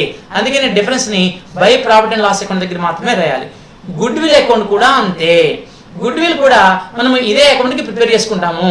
అయితే గుడ్ విల్ దగ్గర మాత్రము చిన్న డిఫరెన్స్ వచ్చే అవకాశం ఉంది. గుడ్ విల్ అకౌంట్ లో to balance brought down by balance carry down రాస్తున్నాము. చూడండి, ఇప్పుడు సపోజ్ ఓపెనింగ్ 10,000 రూపాయలు ఉంది, క్లోజింగ్ వచ్చేటప్పటికి 7,000 ఉంది. అంటే గుడ్ విల్ అనే ఎసెట్ తగ్గిపోయింది. ఇది intangible asset and worthless asset. ఈ గుడ్ విల్ కూడా వర్త్లెస్ ఎసెట్. వర్త్లెస్ ఎసెట్ కాబట్టి దీన్ని ప్రాఫిట్ అండ్ లాస్ అకౌంట్ కి ట్రాన్స్ఫర్ చేయడం ద్వారా క్యాన్సిల్ చేయడం జరుగుతుంది. అందుకని డిఫరెన్స్ ని 3,000 రూపాయలు ఇక్కడ రాసాం. అంటే 10,000 కాస్త 7,000 అయిందంటే 3,000 తగ్గింది. ఎలా తగ్గిందంటే by transfer to profit and loss account, profit and loss account కి ట్రాన్స్ఫర్ చేయడం ద్వారా. కాబట్టి దీన్ని by profit and loss account అనే రాస్తాం. అందుకని ఇక్కడ గుడ్ విల్ అకౌంట్ లో కూడా బై ప్రాఫిట్ అండ్ లాస్ అకౌంటే వచ్చింది. అయితే ఎప్పుడు ఇంతేనా అంటే కాదు, ఒకసారి గుడ్ విల్ అకౌంట్ ఇలా ఉండొచ్చు. బ్యాలెన్స్ బ్రాట్ డౌన్ అని చెప్పి 7,000 నుండి క్యారీ డౌన్ వచ్చేటప్పటికి 10,000 ఉంటుంది. 10,000 ఉంటుంది. ఇప్పుడు మాత్రము దీన్ని టు క్యాష్ అని రాయాలి. టు క్యాష్ ఎప్పుడు వచ్చినా అది అప్లికేషన్ అవుతుంది కాబట్టి టు క్యాష్ అని ఈ పక్క రాయాల్సి వస్తుంది 3,000. మిగిలిన అన్ని సందర్భాల్లో కూడా బై ప్రాఫిట్ అండ్ లాస్ అకౌంటే. అంటే ప్రిలిమినరీ ఎక్స్పెన్స్ కానీ, discount on issue of shares, discount on issue of debentures, good will, ఈ 4 అకౌంట్లు. అలాగే జనరల్ రిజర్వ్ అకౌంట్ కూడా, అలాగే జనరల్ రిజర్వ్ అకౌంట్ కూడా అంతే. జనరల్ రిజర్వ్ అకౌంట్ లో కూడా మనము ఇలాగే ఎంటర్ చేసుకున్నాం. జనరల్ రిజర్వ్ కూడా by profit and loss account వచ్చింది. అంటే equity preliminary expenses, discount on issue of shares, discount on issue of debentures, goodwill, general reserve. గుర్తు పెట్టుకోండి, preliminary expense, discount on issue of shares, discount on issue of debentures, goodwill, general reserve. ఈ 5 అకౌంట్లలో ఎప్పుడు by profit and loss అకౌంటే రాయాలి, ఇంకేమి రాదు. ఎప్పుడు బై ప్రాఫిట్ అండ్ లాస్ అకౌంటే రాయాలి. టు బ్రాట్ డౌన్ రాసిన తర్వాత to brought down, by carry down రాసిన తర్వాత by profit and loss account అని మాత్రమే రాసేయాలి. అంటే మనం అకౌంట్ ఓపెన్ చేయగానేది ఈ 5 అకౌంట్లు, ఏది preliminary expenses, discount on issue of shares, discount on issue of debenture, good will account, అలాగే జనరల్ రిజర్వ్ అకౌంట్. ఈ 5 అకౌంట్లు కనిపించినప్పుడు బ్రాట్ డౌన్, క్యారీ డౌన్ రాసేసిన తర్వాత, ఓపెనింగ్ బ్యాలెన్స్, క్లోజింగ్ బ్యాలెన్స్ రాసిన తర్వాత డిఫరెన్స్ ఎప్పుడు బై ప్రాఫిట్ అండ్ లాస్ అకౌంటే రాయాలి. గుడ్ విల్ లో మాత్రము అప్పుడప్పుడు టు క్యాష్ కూడా రావచ్చు. ఒక్క గుడ్ విల్ దగ్గరే టు క్యాష్ కూడా రావచ్చు ఉంటే అప్లికేషన్. ముందుగానే మనం balance brought down, balance carry down రాస్తాం, by profit and loss account రాస్తాం. అమౌంట్ గుడ్ విల్ అకౌంట్ చెప్పాను ఇందాక. సపోజ్ 10,000, ఇది వచ్చేటప్పటికి 12,000 ఉంది అనుకుందాము. 12,000 ఉంటే ఏమవుతుంది, by profit and loss account రాస్తాము, ఇక్కడ డాష్ కొట్టేస్తాం. 12,000 డిఫరెన్స్ 2,000 ఇక్కడ రాసుకుంటాం. 2,000 ఇక్కడ రాసుకుంటాం. అంటే by profit and loss account ముందుగానే రాసేయడం వల్ల ఎలాంటి ఇబ్బంది ఉండదు. కాబట్టి అన్ని లెడ్జర్ అకౌంట్స్ కి, ఈ 5 లెడ్జర్ అకౌంట్స్ కి, ఏది preliminary expense, discount on issue of shares, discount on issue of debentures, goodwill, general reserve, ఈ 5 అకౌంట్లలో balance brought down, balance carry down రాసిన తర్వాత ఎప్పుడు ముందుగానే by profit and loss account కూడా రాసేసేయాలి. ఆటోమేటిక్ గా వచ్చిన బ్యాలెన్స్ ని by profit and loss account దగ్గర ఎంటర్ చేయడానికి అవకాశం ఉంటుంది.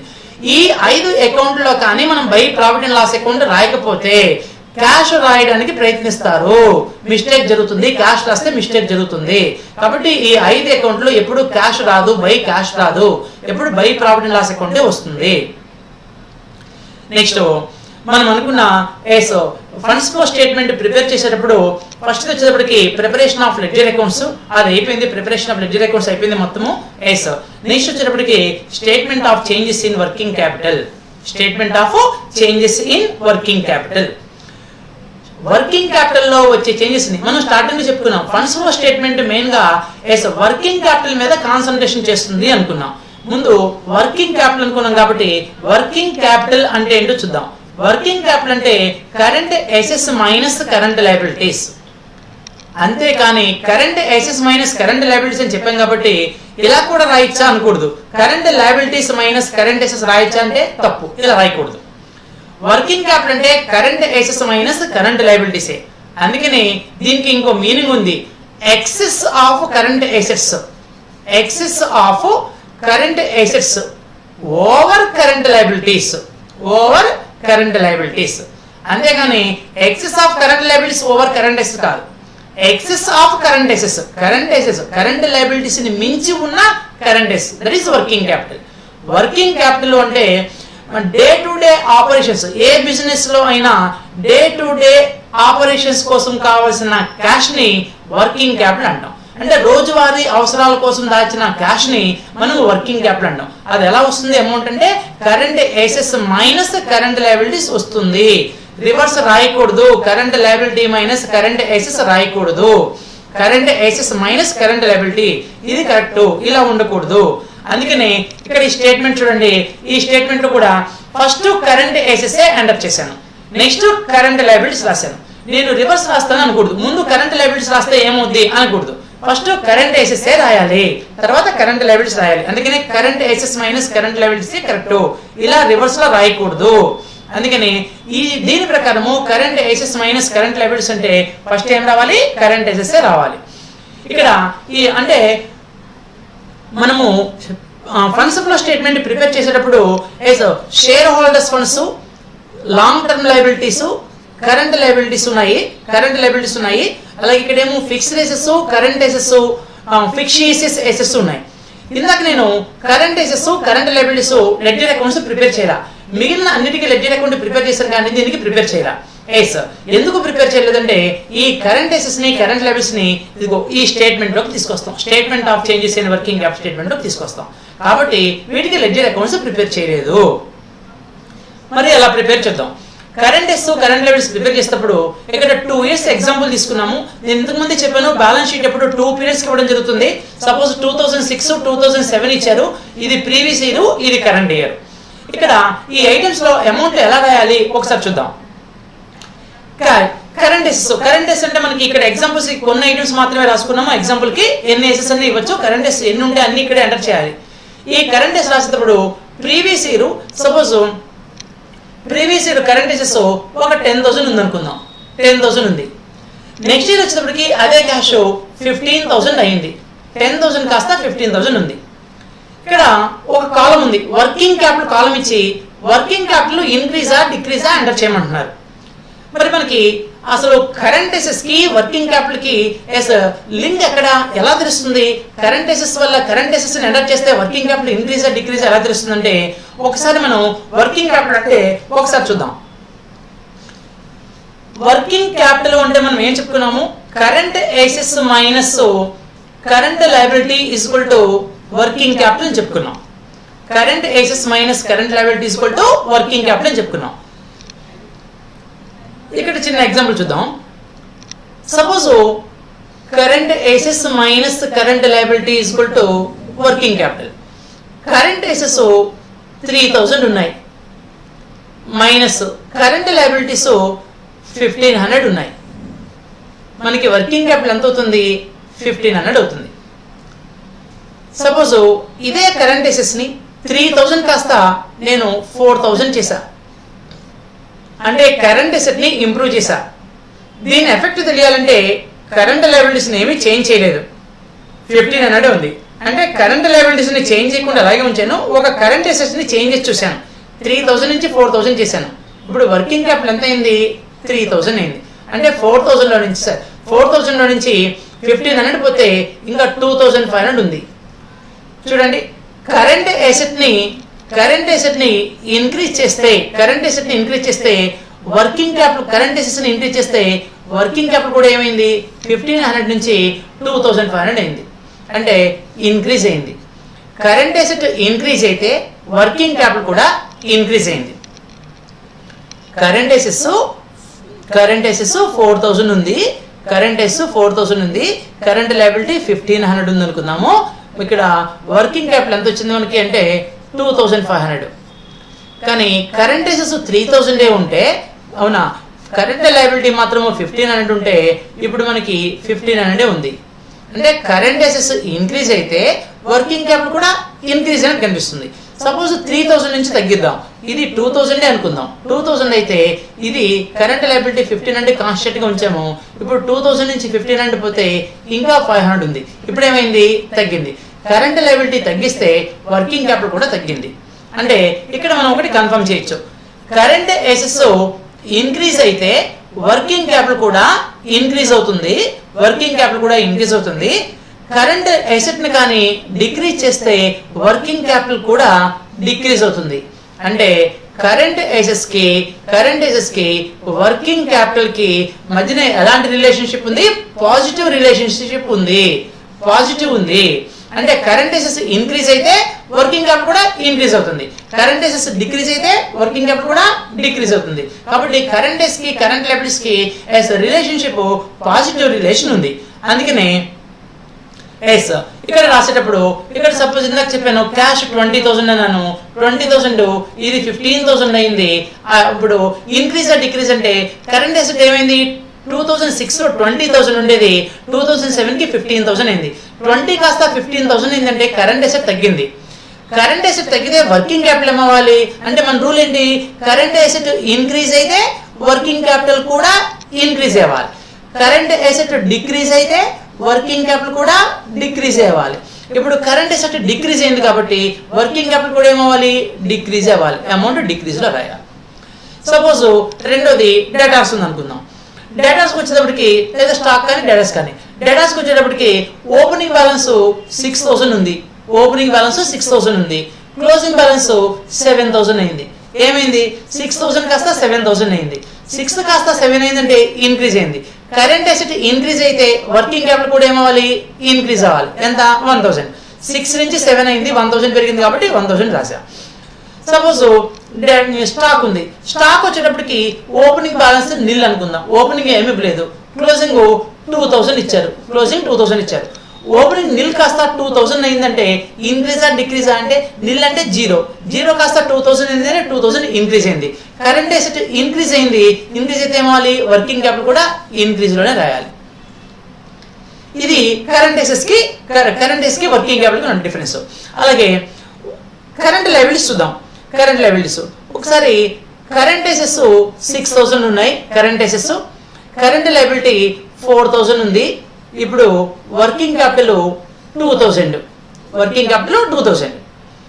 నేను కరెంట్ లయబిలిటీ యొక్క ఎఫెక్ట్ చూడాలనుకుంటున్నాను కాబట్టి కరెంట్ అసెట్స్ ని 6,000 అలాగే ఉంచాను. 6,000 నుంచి కరెంట్ లయబిలిటీస్ తగ్గించాను 3,000. ఇప్పుడు 6,000 నుంచి 3,000 పోతే 3,000. ఇక్కడ ఏమైంది? కరెంట్ లయబిలిటీస్ ని డిక్రీజ్ చేశాను, 4,000 నుంచి 3,000 చేశాను. కానీ ఇదేమైంది? వర్కింగ్ క్యాపిటల్ 2,000 నుంచి 3,000 అయింది. అంటే కరెంట్ లయబిలిటీ డిక్రీజ్ చేస్తే వర్కింగ్ క్యాపిటల్ ఇంక్రీజ్ అయింది. కరెంట్ లయబిలిటీని డిక్రీజ్ చేశాను, 4,000 నుంచి 3,000 చేశాను. ఇప్పుడు ఏమైంది? వర్కింగ్ క్యాపిటల్ ఏమైంది? 2,000 నుంచి కాస్త ఎంతైంది? 3,000 అయింది. అంటే కరెంట్ లయబిలిటీ డిక్రీజ్ అయితే వర్కింగ్ క్యాపిటల్ ఏమవుతుంది? ఇంక్రీజ్ అవుతుంది. ఇప్పుడు చూద్దాం. కరెంట్ అసెట్స్ 6,000 ఉంది, కరెంట్ లయబిలిటీస్ ని 5,000 చేశా. ఇప్పుడు వర్కింగ్ క్యాపిటల్ ఎంత ఉంది? 1,000 ఉంది. కరెంట్ లయబిలిటీ 4,000 నుంచి 5,000 కి పెంచితే, కరెంట్ లయబిలిటీ పెంచితే వర్కింగ్ క్యాపిటల్ చూడండి 1,000 నుంచి 2,000 నుంచి 1,000 కి డిక్రీజ్ అయింది. అంటే కరెంట్ లయబిలిటీ ఇంక్రీజ్ అయితే వర్కింగ్ క్యాపిటల్ డిక్రీజ్ అవుతుంది. కరెంట్ లయబిలిటీ డిక్రీజ్ అయినప్పుడేమో వర్కింగ్ క్యాపిటల్ ఇంక్రీజ్ అయింది. కరెంట్ లయబిలిటీస్ ని ఇంక్రీజ్ చేస్తే వర్కింగ్ క్యాపిటల్ ఏమో డిక్రీజ్ అయింది. అంటే కరెంట్ లయబిలిటీస్ కి వర్కింగ్ క్యాపిటల్ కి నెగిటివ్ రిలేషన్ ఉంది. Current asset current liability increase అయితే వర్కింగ్ క్యాపిటల్ ఏమో డిక్రీజ్ అవ్వాలి, కరెంట్ లయబిలిటీ డిక్రీజ్ అయినప్పుడేమో వర్కింగ్ క్యాపిటల్ ఇంక్రీజ్ అవ్వాలి, అంటే నెగిటివ్ రిలేషన్ అనమాట. దీన్ని ఇక్కడ ఎంటర్ చేయాలి. ఎలా ఎంటర్ చేస్తాము అంటే సపోజ్ క్రెడిటార్స్ ఉంది, క్రెడిటార్స్ 4000 ఉంది, ఓపెనింగ్ బ్యాలెన్స్ 4000 ఉంది అనుకుందాం. క్లోజింగ్ బ్యాలెన్స్ వచ్చేటప్పటికి 4000 కాస్త ఇది 3000 అయింది. యాక్చువల్గా ఏమైంది, కరెంట్ లయబిలిటీ డిక్రీజ్ అయింది, 4000 నుంచి 3000 కి డిక్రీజ్ అయింది. ఎప్పుడు లాస్ట్ ఇయర్ నుంచి కంపేర్ చేసుకోవాలి. లాస్ట్ ఇయర్ 4000 ఉంది, కరెంట్ ఇయర్ 2000 ఉంది. 4000 కాస్త 3000 అయింది, 1000 డిక్రీజ్ అయింది. కరెంట్ లయబిలిటీ డిక్రీజ్ అయితే రూల్ ఏంటి, వర్కింగ్ క్యాపిటల్ ఇంక్రీజ్ అవ్వాలి, నెగిటివ్ కదా. కాబట్టి 4000 నుంచి 3000 తగ్గింది, 1000 తగ్గితే డిక్రీజ్ లో రాయకూడదు, ఎస్ నెగిటివ్ రిలేషన్. కాబట్టి కరెంట్ లయబిలిటీ డిక్రీజ్ అవడం వల్ల వర్కింగ్ క్యాపిటల్ ఏమవుతుంది, ఇంక్రీజ్ అవుతుంది. ఇలా కరెంట్ అసెట్స్ ని కరెంట్ లయబిలిటీస్ లో చేంజెస్ కనుక్కునేటప్పుడు ఎస్ రూల్ ఏం అప్లై చేయాలి, కరెంట్ అసెట్స్ కేమో కరెంట్ అసెట్ ఇంక్రీజ్ అయితే వర్కింగ్ క్యాపిటల్ కూడా ఇంక్రీజ్ అయిందనే చెప్పాలి. కరెంట్ లయబిలిటీస్ మాత్రము అలా కాదు, కరెంట్ లయబిలిటీ డిక్రీజ్ అయితే వర్కింగ్ క్యాపిటల్ ఇంక్రీజ్ అయిందని, కరెంట్ లయబిలిటీ ఇంక్రీజ్ అయితే వర్కింగ్ క్యాపిటల్ డిక్రీజ్ అయిందని చెప్పాలి. అంటే కరెంట్ అసెట్స్ కి వర్కింగ్ క్యాపిటల్ కి పాజిటివ్ రిలేషన్ ఉంది, బట్ కరెంట్ లయబిలిటీస్ కి వర్కింగ్ క్యాపిటల్ కి నెగిటివ్ రిలేషన్ ఉంది. కాబట్టి ఇది చాలా ఇంపార్టెంట్, ఈ statement of changes in working capital చాలా ఇంపార్టెంట్ అనమాట. నెక్స్ట్ వచ్చేటప్పటికి and last calculation funds from operations. మనం ఫండ్స్ ఫ్లో స్టేట్మెంట్ ప్రిపేర్ చేసేటప్పుడు మన last calculation funds from operations. ఈ ఫండ్స్ ఫ్రమ్ ఆపరేషన్స్ ప్రిపేర్ చేసేటప్పుడు మనము స్టార్టింగ్ లో చూడండి, మనకి equity share capital account, preference share capital account, general reserve, share premium, ఈ 4 అకౌంట్లు ప్రిపేర్ చేస్తాం. మనం ఈ 4 అకౌంట్లు ప్రిపేర్ చేస్తాం. Equity share capital, preference share capital, general reserve, share premium prepare చేస్తాం. కానీ మనము profit and loss account prepare చేయలేదు. ఎందుకు ప్రిపేర్ చేయలేదు? ప్రాఫిట్ అండ్ లాస్ అకౌంట్ అంటే ఏమని చెప్పుకున్నాము, దీంతో ఆపరేషన్ చేయాలి అనుకున్నాం. ఇదిగో ఆపరేషన్ ఇక్కడ స్టార్ట్ అయింది. Profit and loss account closing balance తీసుకున్నాము. ఫండ్స్ ఫ్రమ్ ఆపరేషన్స్ చేసేటప్పుడు profit and loss account balance తీసుకోవాలి. ఇదిగో profit and loss account first ఎప్పుడు క్లోజింగ్ బ్యాలెన్స్ తో స్టార్ట్ చేసుకోవాలి. నేను దీన్ని స్టేట్మెంట్ రూపంలో చెప్తున్నాను. కొంతమంది లెడ్జర్ అకౌంట్ వేసి కూడా చెప్తారు, ఇలా కూడా చేయొచ్చు, అది కూడా చెప్తాను. ముందుకు చూద్దాం. Closing balance of profit and loss account తీసుకోవాలి. అంటే మనకి profit and loss account 2 balances కనిపిస్తాయి. చెప్పాను కదా, బ్యాలెన్స్ షీట్ లో మనకి ఓపెనింగ్ బ్యాలెన్స్, క్లోజింగ్ బ్యాలెన్స్ ఇస్తారు. అందులో క్లోజింగ్ బ్యాలెన్స్ తో ఇక్కడ తీసుకోవాలి. దీనికి add non cash and non operating expenses, ఈ ఐటమ్స్ ఉంటేనంట మనం యాడ్ చేయాలంట. Non cash non operating expenses. మరి మనకి ఎలా తెలుస్తుంది non cash non operating expense? Accounting knowledge లేకపోతే ఈ ఐటమ్స్ తెలియవు కదా. ఎలాగంటే అందుకని మనం లెడ్జర్ అకౌంట్స్ ప్రిపేర్ చేసుకున్నాం. ఒకసారి చూడండి, మనం ప్రిపేర్ చేసిన లెడ్జర్ అకౌంట్ లో లెడ్జర్ అకౌంట్స్ ఇదిగోండి, equity and preference share capital account, next general reserve account, share premium account, next debentures account, provision for tax account, next provision for depreciation account, fixed assets account, next preliminary expense లేదా discount on issue of shares, debentures. ఇవి మనం prepare చేసిన ledger accounts. మనకి ఏమైనా non cash and non operating items కావాలంటే, ఈ non cash and non operating expense కావాలంటే మనకి పెద్దగా అకౌంట్ నాలెడ్జ్ అవసరం లేదు. ఏం చేయాలి, మనము ప్రిపేర్ చేసిన లెడ్జర్ అకౌంట్స్ లో ఎక్కడైనా క్రెడిట్ వైపు by profit and loss account అని ఉంటే అవన్నీ తీసుకొచ్చి యాడ్ చేయాలి. మనము ప్రిపేర్ చేసిన లెడ్జర్ అకౌంట్స్ లో క్రెడిట్ వైపు ఏమని ఉండాలి, by profit and loss account అని ఉండాలి. By profit and loss account అని ఉంటే అవన్నీ తీసుకొచ్చి యాడ్ చేయాలి. మరి ఒకసారి చూద్దాము ఏ లెడ్జర్ అకౌంట్స్ లో ఉన్నాయో. జనరల్ రిజర్వ్ లో by profit and loss account ఉంది, ఇదిగోండి జనరల్ రిజర్వ్. ఏవైతే అక్కడ ఏ లెడ్జర్ అకౌంట్ లో అయితే by profit and loss account ఉందో ఆ అకౌంట్ నేమ్ రాశాను. జనరల్ రిజర్వ్ లో ఉంది, మనకి జనరల్ రిజర్వ్ లో by profit and loss account ఉంది, ఇదిగో రాశాను. చూడండి, షేర్ ప్రీమియం అకౌంట్ లో ఎక్కడైనా by profit and loss account ఉందా? లేదు. అందుకని ఇందులో ఎక్కడ షేర్ ప్రీమియం రాలేదు. నెక్స్ట్ చూడండి, next debentures and loans account prepare చేస్తాం. ఇందులో ఎక్కడైనా బై వైపు మాత్రమే చెప్పాను, క్రెడిట్ వైపు అని చెప్పాను. క్రెడిట్ వైపు by profit and loss account, debit వైపు చూడకూడదు. By profit and loss account ఉందా? ఇందులో లేదు. దీంట్లో ఉందేమో చూడండి, ఉంది, ప్రాఫిట్ అండ్ లాస్ అకౌంట్ అని ఉంది. కాబట్టి ఇక్కడ ఉన్న అమౌంట్ ఎంటర్ చేయాలి. ఇక్కడ ఉన్న అమౌంట్ ఇదిగోండి, ప్రొవిజన్ ఫర్ ట్యాక్స్ ఎంటర్ చేసాం. నెక్స్ట్ ఇదే మన ఈ అకౌంట్ పేరు ప్రపోజ్డ్ డివిడెండ్ కూడా ఉంది. దీంట్లో ప్రొవిజన్ ఫర్ ట్యాక్స్ అయినా ప్రపోజ్డ్ డివిడెండ్ రెండు ఒకటే కాబట్టి ఈ రెండింటిలో కూడా by profit and loss account ఉంది. By profit and loss account ఉంది కాబట్టి అది రాస్తాం ప్రపోజ్డ్ డివిడెండ్. నెక్స్ట్ చూడండి next provision for depreciation account వేసాం. ప్రొవిజన్ ఫర్ డిప్రిషియేషన్ అకౌంట్ లో by profit and loss account ఉంది కాబట్టి by profit and loss account ఇదిగో డిప్రిషియేషన్ అని రాసాం. అలాగే నెక్స్ట్ మనము అసెట్ అకౌంట్ వేసుకున్నాం. అసెట్ అకౌంట్ వేసుకుంటే అసెట్ అకౌంట్ లో by profit and loss account ఉంది. ఇదిగోండి by profit and loss account, దాన్ని loss on sale of assets అని రాసాం. అయితే మనకి మనం ప్రిపేర్ చేసిన లెడ్జర్ అకౌంట్స్ లో క్రెడిట్ వైపు నేను ఏమేమి చెప్పాను, by profit and loss account అని చెప్పాను. అయితే by profit and loss account కానీ బై డిప్రిషియేషన్ అని ఉన్న ఇది కూడా యాడ్ చేసుకోవాలి. మనము ప్రిపేర్ చేసిన లెడ్జర్ అకౌంట్స్ లో అన్ని లెడ్జర్ అకౌంట్స్ లో బై డిప్రిషియేషన్ ఉండదు, ఓన్లీ ఫిక్స్డ్ అకౌంట్ లో మాత్రమే ఉంటుంది. అంటే అన్ని లెడ్జర్ అకౌంట్స్ లోని by profit and loss account ఏ లెడ్జర్ అకౌంట్ లో అయినా by profit and loss account ఉంటే దాన్ని యాడ్ చేయాలి, లేదా ఫిక్స్డ్ అసెట్స్ అకౌంట్ లో బై డిప్రిషియేషన్ ఉంటే అది యాడ్ చేసుకోవాలి. చూడండి మన దగ్గర ఫిక్స్డ్ అసెట్స్ అకౌంట్ లో బై డిప్రిషియేషన్ ఉంది కాబట్టి దీన్ని కూడా యాడ్ చేసుకున్నాం. డిప్రిషియేషన్ ఆన్ అసెట్స్ ఇది కూడా యాడ్ చేసుకున్నాం. అంటే మనము ప్రిపేర్ చేసే ఏ లెడ్జర్ అకౌంట్ లో అయినా by profit and loss account ఉంటే యాడ్ చేయాలి, బై డిప్రిషియేషన్ ఉంటే యాడ్ చేయాలి. నెక్స్ట్ అది కాకుండా preliminary expense, discount on issue of shares, discount on issue of debentures ఉంది. దీంట్లో కూడా ఈ 4 అకౌంట్ లో by profit and loss account ఉంటుంది కాబట్టి మనం 4 అకౌంట్ లో ఉన్న గుడ్ విల్ లో by profit and loss account ఉన్న రాయాలి, ప్రిలిమినరీ ఎక్స్పెన్స్ లో by profit and loss account రాయాలి. అలాగే discount on issue of shares కానీ discount on issue of debentures ఉంటే అవి కూడా ఇక్కడ యాడ్ చేసుకోవాలి. ఇవన్నీ కాకుండా అంటే మనం ప్రిపేర్ చేసిన లెడ్జర్ అకౌంట్స్ లో by profit and loss account అని ఉంటే యాడ్ చేసాము ఇక్కడ. అలాగే డిప్రిషియేషన్ బై డిప్రిషియేషన్ ఉంటే యాడ్ చేసాము. ఇవన్నీ ఎక్కడ ఉన్నాయి, మనం ప్రిపేర్ చేసిన లెడ్జర్ అకౌంట్స్ లో ఉన్నాయి. ఇవి కాకుండా అడ్జస్ట్మెంట్ లో డివిడెండ్ పెయిడ్ అని ఇస్తారు, ఉంటే ఆ ఐటమ్ కూడా యాడ్ చేయాలి. దీనికి లెడ్జర్ అకౌంట్ ఉండదు, అడ్జస్ట్మెంట్ లో మాత్రమే డివిడెండ్ పెయిడ్ ఇస్తే లెడ్జర్ అకౌంట్ లో ఉండదు. అందుకని ఇది అడ్జస్ట్మెంట్ లో మాత్రమే ఉంటుంది. కాబట్టి ఎప్పుడైనా మనము ఈ ఫండ్స్ ఫ్రమ్ ఆపరేషన్స్ క్యాల్కులేట్ చేసుకున్నప్పుడు అందులో లాస్ట్ ఐటమ్ లెడ్జర్ అకౌంట్స్ అన్ని ఎంటర్ చేసిన తర్వాత అడ్జస్ట్మెంట్ లో డివిడెండ్ పెయిడ్ ఉందేమో చూసుకోవాలి, ఉంటే ఆ డివిడెండ్ పెయిడ్ ని కూడా యాడ్ చేయాలి.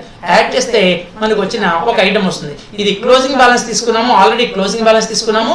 దీనికి లెడ్జర్ అకౌంట్ లో ఉన్న by profit and loss account ఉన్నాయన్నీ యాడ్ చేసాము. అలాగే డివిడెండ్ ఏమైనా ఉంటే డివిడెండ్ కూడా యాడ్ చేసాము. యాడ్ చేసిన తర్వాత less non cash and non operating incomes, ఇవి ఎక్కడ ఉంటాయంటే ఇవి కూడా మనం ప్రిపేర్ చేసిన లెడ్జర్ అకౌంట్ లోనే ఉంటాయి. మనం వేసిన లెడ్జర్ అకౌంట్ లో డెబిట్ వైపు ప్రాఫిట్ అండ్ లాస్ అకౌంట్ అని ఉంటుంది. డెబిట్ వైపు ప్రాఫిట్ అండ్ లాస్ అకౌంట్ ఉంది. డెబిట్ వైపు మాత్రమే to profit and loss account ఉంటే అది మాత్రమే రాయాలి. చూడండి డెబిట్ వైపు to profit and loss account అని ఇదిగోండి ఫిక్స్డ్ అకౌంట్ లో ఉంది. ఫిక్స్డ్ అకౌంట్ లో to profit and loss account ఉంది. అంటే దట్ ఈస్ ఏదైనా ఎసెట్ ని సేల్ చేసినప్పుడు ప్రాఫిట్ వస్తే ఇక్కడ రాసుంటాము, దీన్ని తీసుకొచ్చి ఇక్కడ లెస్ చేయాలి. That is profit on sale of assets.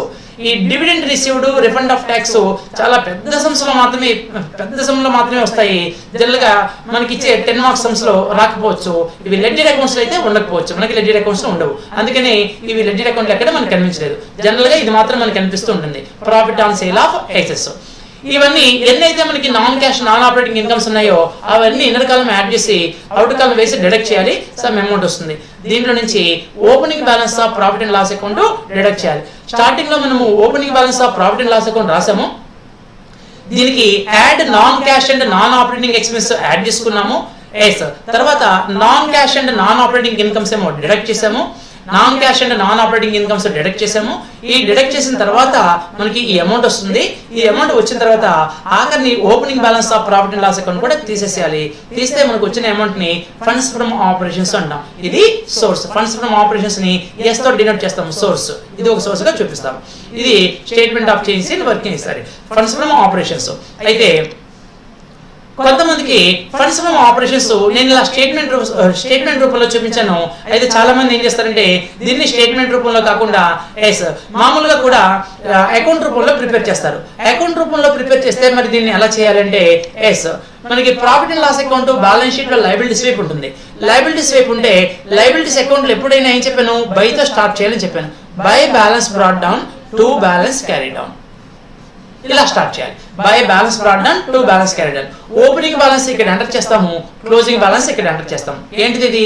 Adjusted profit and loss account. Adjusted profit and loss account లేదా profit and loss adjustment account అని కూడా అంటారు. Profit and loss adjustment account అని కూడా అంటారు. ఎస్, ఇదేంటిది? మన క్యాలిక్యులేషన్ దేనికోసము? నేను ఇప్పుడు ఫండ్స్ ఫ్రమ్ ఆపరేషన్స్ చేశాను. Yes, calculation of funds from operation చేశాను. నేను స్టేట్మెంట్ రూపంలో వేసి చూపించాను. కొంతమంది ఏం చేస్తారంటే దీన్ని లెడ్జర్ అకౌంట్ రూపంలో వేస్తారు. ఇదిగో ఫస్ట్ వీళ్ళు క్లోజింగ్ బ్యాలెన్స్, నేను క్లోజింగ్ బ్యాలెన్స్ తో స్టార్ట్ చేశాను. అంటే funds from operations closing balance తో స్టార్ట్ చేసుకోవాలి. ఇది స్టేట్మెంట్ రూపంలో అయితే. కానీ అకౌంట్ రూపంలో వేస్తే మనకి ఇందాక అకౌంట్స్ ని ప్రిపేర్ చేసేటప్పుడు బేసిక్ రూల్ ఏంటంటే బై బ్యాలెన్స్ ఓపెనింగ్ బ్యాలెన్స్ ని ఫస్ట్ రాయాలి, క్లోజింగ్ బ్యాలెన్స్ ని ఆఖరిలో రాయాలి. ఇదిగో బై బ్యాలెన్స్ బ్రాట్ డౌన్ రాశాను, టు బ్యాలెన్స్ క్యారీ డౌన్ రాశాను. దీంట్లో ఐటమ్స్ ఎంటర్ చేయాలి. ఏం ఎంటర్ చేయాలంటే ఈ రకంగా చేసిన ఈ అకౌంట్ రూపంలో వేసిన బేసిక్ రూల్ ఒకటే. ఏంటి బేసిక్ రూల్? ఒకటే అంటే మనము ప్రిపేర్ చేసిన లెడ్జర్ అకౌంట్ లో ఉన్న by profit and loss account ఉన్నాయన్నీ మనము ఏ అకౌంట్లో అయితే ప్రాఫిట్ అండ్ లాస్ అకౌంట్ రాసామో అవి మాత్రమే ఎంటర్ చేయాలి. అది టు కానీ బై కానీ. మరి ఇక్కడ మనకి ప్రాఫిట్ అండ్ లాస్ అకౌంట్ ఉంది, ఈ అకౌంట్ లో ప్రాఫిట్ అండ్ లాస్ అకౌంట్ ఉంది కాబట్టి profit and loss account enter చేయాలి. దీంట్లో ఉందా షేర్ ప్రీమియం ఉందా? లేదు, కాబట్టి ఇందులో రాదు. నెక్స్ట్ చూడండి, డిబెంచర్స్ అకౌంట్ లో ప్రాఫిట్ అండ్ లాస్ అకౌంట్ ఉందా? ఎక్కడా లేదు. నెక్స్ట్ ప్రొవిజన్ ఫర్ ట్యాక్స్ లేదా ప్రపోజ్డ్ డివిడెండ్ ఉందా? ప్రాఫిట్ అండ్ లాస్ అకౌంట్ ఉంది కాబట్టి ఇది రాయాలి, ఈ అకౌంట్ రాయాలి.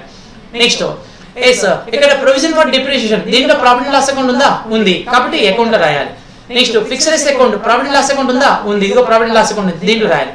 ఏ పక్క రాయాలి? మరి ప్రాఫిట్ అండ్ లాస్ అకౌంట్ ఏ పక్క రాయాలంటే ఆపోజిట్ డైరెక్షన్స్ లో రాయాలి. మనం వీటిని ఆపోజిట్ డైరెక్షన్స్ లో రాయాలి. అంటే ప్రాఫిట్ అండ్ లాస్ అకౌంట్ వేసేటప్పుడు బై బ్యాలెన్స్ బ్రాట్ డౌన్ అని స్టార్ట్ చేస్తున్నాము, టు బ్యాలెన్స్ క్యారీ డౌన్ అని రాస్తున్నాము. బ్యాలెన్స్ బ్రాట్ డౌన్ అని చెప్పి ఓపెనింగ్ బ్యాలెన్స్ ఇక్కడ రాస్తాము, క్యారీ డౌన్ ఇక్కడ రాస్తాము. ఇప్పుడు ఇందులో ఉన్న ప్రాఫిట్ అండ్ లాస్ అకౌంట్ అన్ని ఎలా ప్రిపేర్ చేయాలంటే ఒకసారి చూద్దాం. ఇంకో దీంట్లో ప్రాఫిట్ అండ్ లాస్ అకౌంట్ లేదు, ఇది రాయకూడదు. ఇక్కడ ఉంది profit loss account.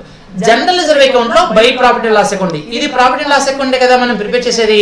Profit and loss account general reserve లో బై ప్రాఫిట్ ఉంది, ప్రాఫిట్ అండ్ లాస్ అకౌంట్ లో టు జనరల్ రిజర్వ్ అని రాస్తాం. నెక్స్ట్ షేర్ ప్రీమియం అకౌంట్ ఉంది, షేర్ ప్రీమియం అకౌంట్ లో ప్రాఫిట్ అండ్ లాస్ అకౌంట్ ఉందా? లేదు, ఇది రాయకూడదు. ఇందులో కూడా లేదు. ప్రొవిజన్ ఫర్ డిప్రిషియేషన్ అకౌంట్ లో by profit and loss account ఉంది, బై ఉంది, ఆపోజిట్ రాయాలి. ట్యాక్స్ అకౌంట్ లో by profit and loss account, profit and loss account లో to tax, profit and loss account లో టు ట్యాక్స్. అంటే బై ఉన్నాయన్ని to పక్క రాయాలి, టూ ఉన్నాయన్ని బై వైపు రాయాలి, క్రెడిట్ వైపు రాయాలి. చూడండి ఇక్కడ by profit and loss account ఉంది. ఇక్కడ డిప్రిషియేషన్ అకౌంట్ లో by profit and loss account, profit and loss account లో టు డిప్రిషియేషన్. అలాగే ఫిక్స్డ్ అకౌంట్ లో by profit and loss account ఉంది, దీన్ని to loss on sale of asset లేదా to fixed. ఈ పక్క ఉంది to profit and loss account ఉంది, దీన్ని బై ఫిక్స్డ్ అసెట్స్ ఈ పక్క రాసుకుంటాం. అంటే డెబిట్ పక్క ఉన్న వాటిని క్రెడిట్ పక్క, క్రెడిట్ పక్క వాటిని డెబిట్ పక్క రాసుకున్నాం. దేని మీద చేసుకున్నాం? మనం ప్రిపేర్ చేసిన లెడ్జర్ అకౌంట్ లో by profit and loss account లేదా to profit and loss account ఉన్నాయని ఆపోజిట్ డైరెక్షన్ లో ఎంటర్ చేసాము. ఆఖరిని అకౌంట్ టాలీ చేస్తాము. ఈ పక్క అమౌంట్ వస్తుంది, ఈ పక్క డిఫరెన్స్ వస్తుంది. ఈ డిఫరెన్స్ ని ఫండ్స్ ఫ్రమ్ ఆపరేషన్స్ అంటాం. అంటే స్టేట్మెంట్ రూపంలో మనం చేసిన స్టేట్మెంట్ రూపంలో చేసిన ఈ ఆన్సర్, మనం అకౌంట్ రూపంలో చేసిన ఆన్సర్ రెండు సేమ్ ఒకే రకంగా ఉంటాయి. నెక్స్ట్ వచ్చేటప్పటికి ఇవన్నీ అయిపోయిన తర్వాత లాస్ట్ స్టెప్ వచ్చేటప్పటికి ఇక sources and application of funds. మనము ఫండ్స్ ఫ్లో స్టేట్మెంట్ ప్రిపేర్ చేసేదానికి ఇది లాస్ట్ స్టెప్. ఒకటేమో సోర్సెస్, ఇంకోటేమో అప్లికేషన్స్. Sources, applications. మరి ఈ స్టేట్మెంట్ ఎలా ప్రిపేర్ చేయాలంటే ఇప్పటి వరకు మనం ప్రిపేర్ చేసిన లెడ్జర్ అకౌంట్స్ స్టార్టింగ్ నుంచి ఎండింగ్ వరకు మనం ఏమైతే ప్రిపేర్ చేసామో అవన్నీ చూస్తూ రాయాలి. ఇక్కడ చూడండి, స్టార్టింగ్ లో మనం ప్రిపేర్ చేసే లెడ్జర్ అకౌంట్ జనరల్ ఒకటి share premium, equity and preference share capital account. దీంట్లో డిఫరెన్స్ ఎప్పుడు బై క్యాష్ వస్తుంది. ఇక్కడ బై క్యాష్ ఉంటుంది సోర్స్. ఒకసారి టూ క్యాష్ ఉండొచ్చు, ఒకసారి బై క్యాష్ ఉండొచ్చు. అవునా? బై క్యాష్ వస్తుంది, బై క్యాష్ అంటే సోర్స్. ఇక్కడ సోర్స్ ఉందనుకోండి, మనము సోర్స్ లో రాస్తాం, షేర్ క్యాపిటల్ అని సోర్స్ లో రాస్తాం. ఇక్కడ టూ క్యాష్ వచ్చింది అనుకోండి, ఇది అప్లికేషన్. ఏ క్యాష్ దగ్గర అప్లికేషన్ రాస్తాం కదా, ఇక్కడ share capital redemption of share capital అని ఈ పక్క రాసుకుంటాం. అవునా?